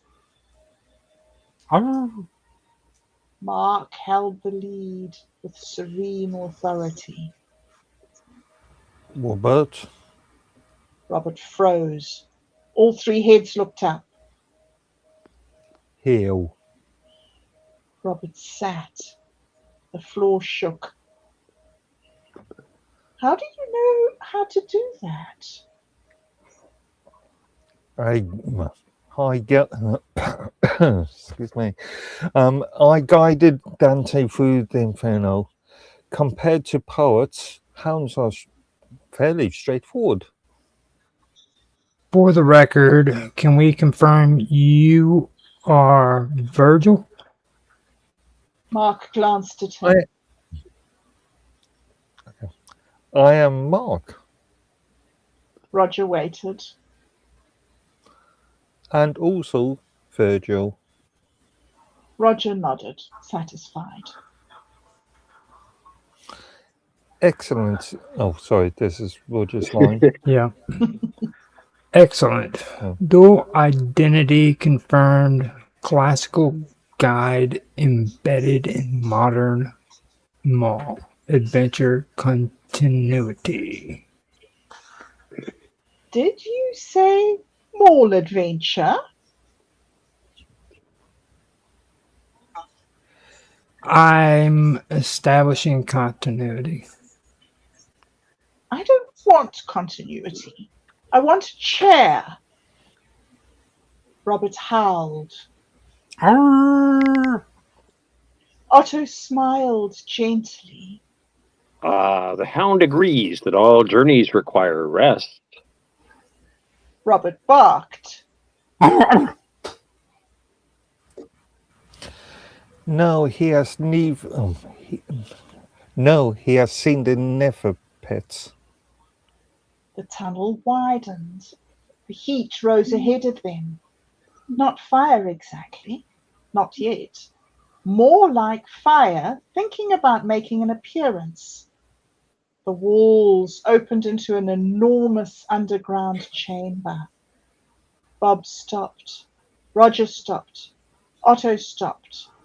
Even Mark paused. Below them lay the nether pits. They were not pits in the ordinary sense. They were vast, descending terraces of ember, smoke, cracked stone, and distant red light. Bridges arched over nothing. Stairways led in directions that had philosophical consequences. Far below, molten rivers moved slowly through the dark like thoughts nobody should finish.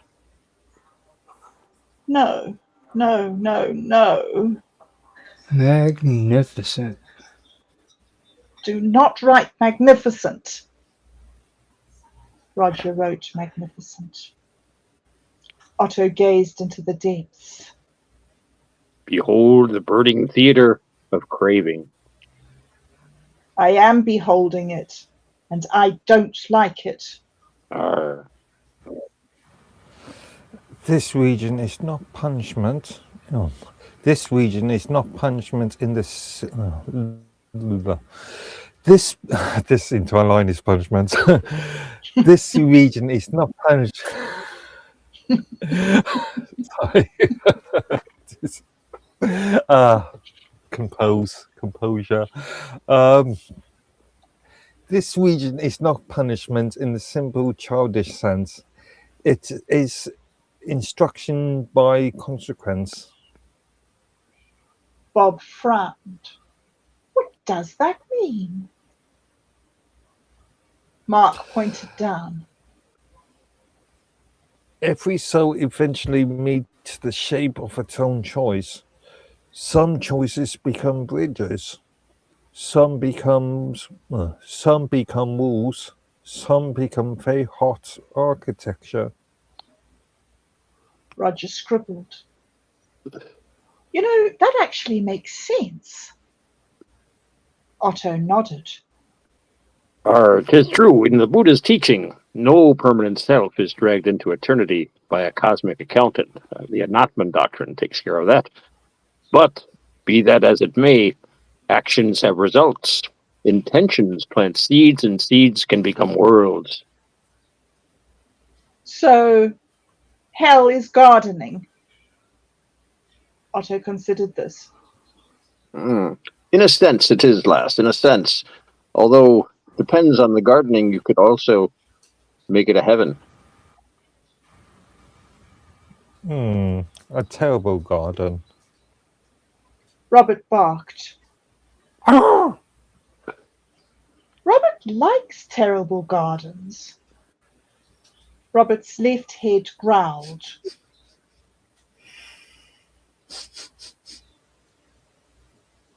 His right head panted.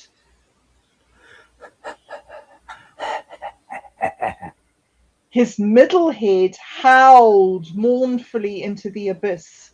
Roger.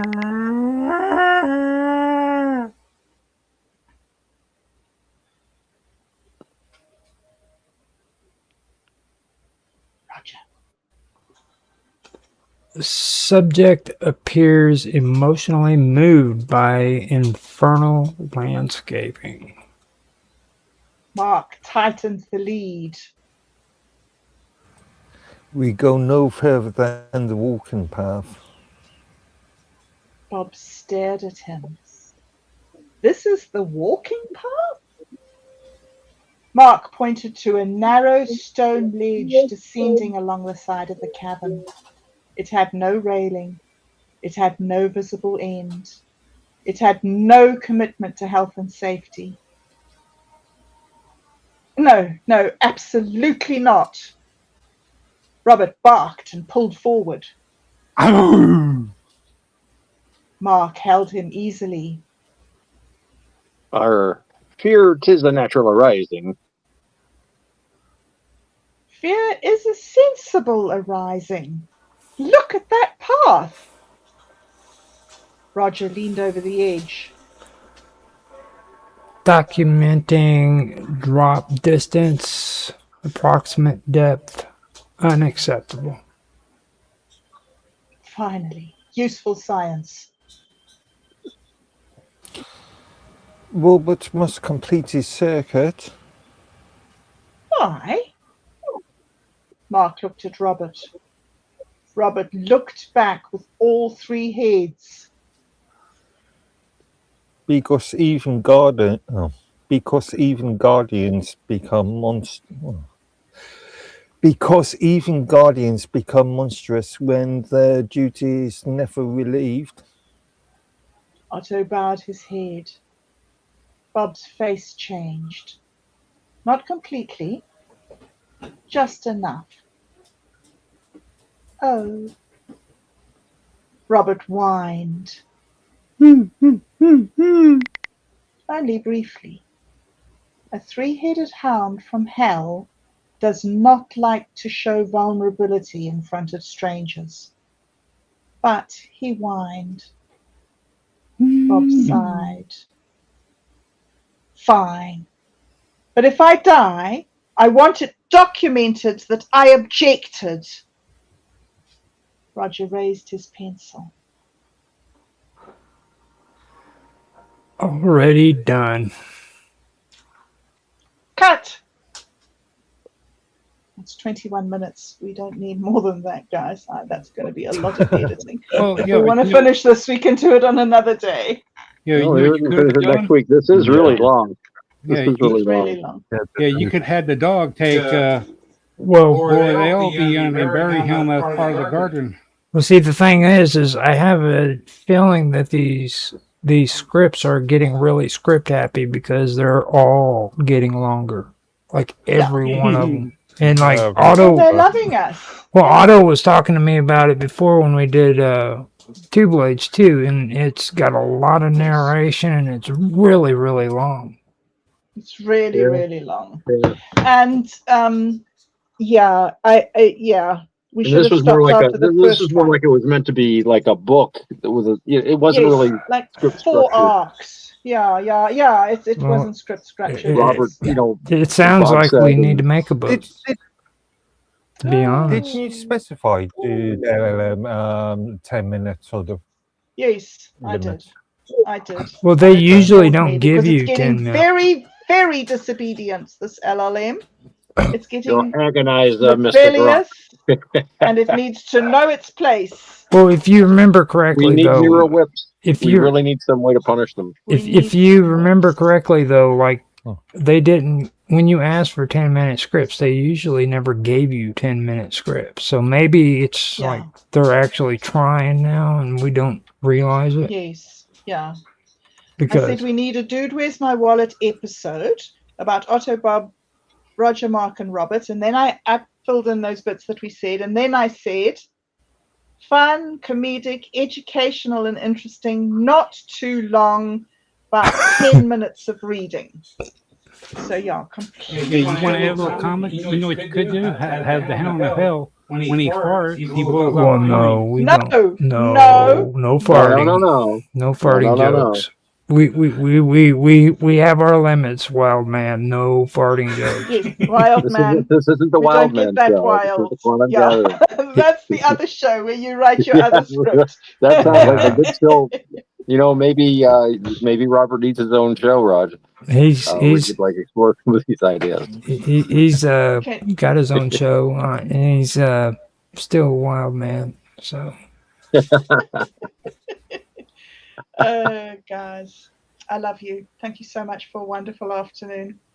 Thanks I'll everyone see for you- being here. Well, before you go, let me close off the Oh, meeting because it's about sorry, time to sorry. go. And so before we go, I'd like to say thank you everyone for taking part in this quantum gathering. And we had a very good discussion today, of appropriate, I think, to our mission. And thank especially Bob for going over the brain of the new swarm space that hopefully we'll all be using soon. Looking forward to that. And Mark was able to keep things on track with an excellent reading tonight. I got to say, you are getting better by leaps and bounds. And without Okay. Robert's acting skills as the dog there, that was a good touch. I really like that, and some good ideas too. And of course, Roger, you have been doing that Roger magic for so long. People take it for granted, but it's magic. It's what you do. It's magic. All the hard work and everything, and keeping things in line, and keeping the hound on a short leash. So you guys are doing great. Excuse me. So anyway, thanks everyone for coming here tonight. Thanks everyone who watched us. Please leave comments in the comment section. We love comments, and we will get back to you. Even onto an emoji. If you send us an emoji, we will send you an emoji back. So before we go, though, I'd like to ask everyone here to give their socials. I'm going to start with the person at the top right of my screen, which is Bob. Bob, how can people get a hold of you to see more of your work? Awesome. Thank you so much, Otto. I am on minds.com as Bob Dub. You can see some of my work also on, I've forgotten the name of the place where you put videos. YouTube? Sorry, that's it. YouTube. Yeah, I know. See my videos posted on YouTube, but I usually post them on minds.com too. So minds.com basically is the place to find me. Excellent. Thank All right, you. we're moving down to you're welcome. Now we're moving to the person that's next in the row here, which is Mark Edworthy, Lord Edworthy, our friend from the United Kingdom of Great Britain, Ireland, and formerly Hong Kong, and some little bits in the Caribbean. Mark, if people want to get a hold of you, what's the best way to contact you to see more of your work? You don't have to go to the extent to find me. Simply just go to minds.com and look for Medworthy. Excellent, excellent. And now the brothers Hanson, because I know Robert and Roger are contacted the same way. Roger, give us the contact information for you guys so people can see more of your excellent work. You can find us on minds.com as well at Roger_Hanson. We are also on Element Meatrix at the Infinite Imaginarium, as well as on Roger's Hangout. You can find me on X, Roger Hanson, at ROGLOL1973. And I'm guessing that's it for now. So that's funny. So people will be able to find you, and I do suggest checking out Roger's work. So thanks, everyone. And my own stuff. Well, you can check out my website, navakavada.org. That's NAVAKAVADA. It's spelled just like it sounds. I'm also at minds.com, username Otto_X. That's EX, by the way, in case you're confused. You can check out Navakavada channel on YouTube. There's also Navakavada Buddhism on BitChute, which are older videos, but some good ones, I think. And other than that, you might run into me down at the corner. All right, thanks everyone for being here tonight. Looking forward to seeing everybody next week. Until that time, peace, all peace. Haircut. Thanks everyone. Everyone did a really great job. I thought that was a good show. Thank you. Thank you very much. It was wonderful.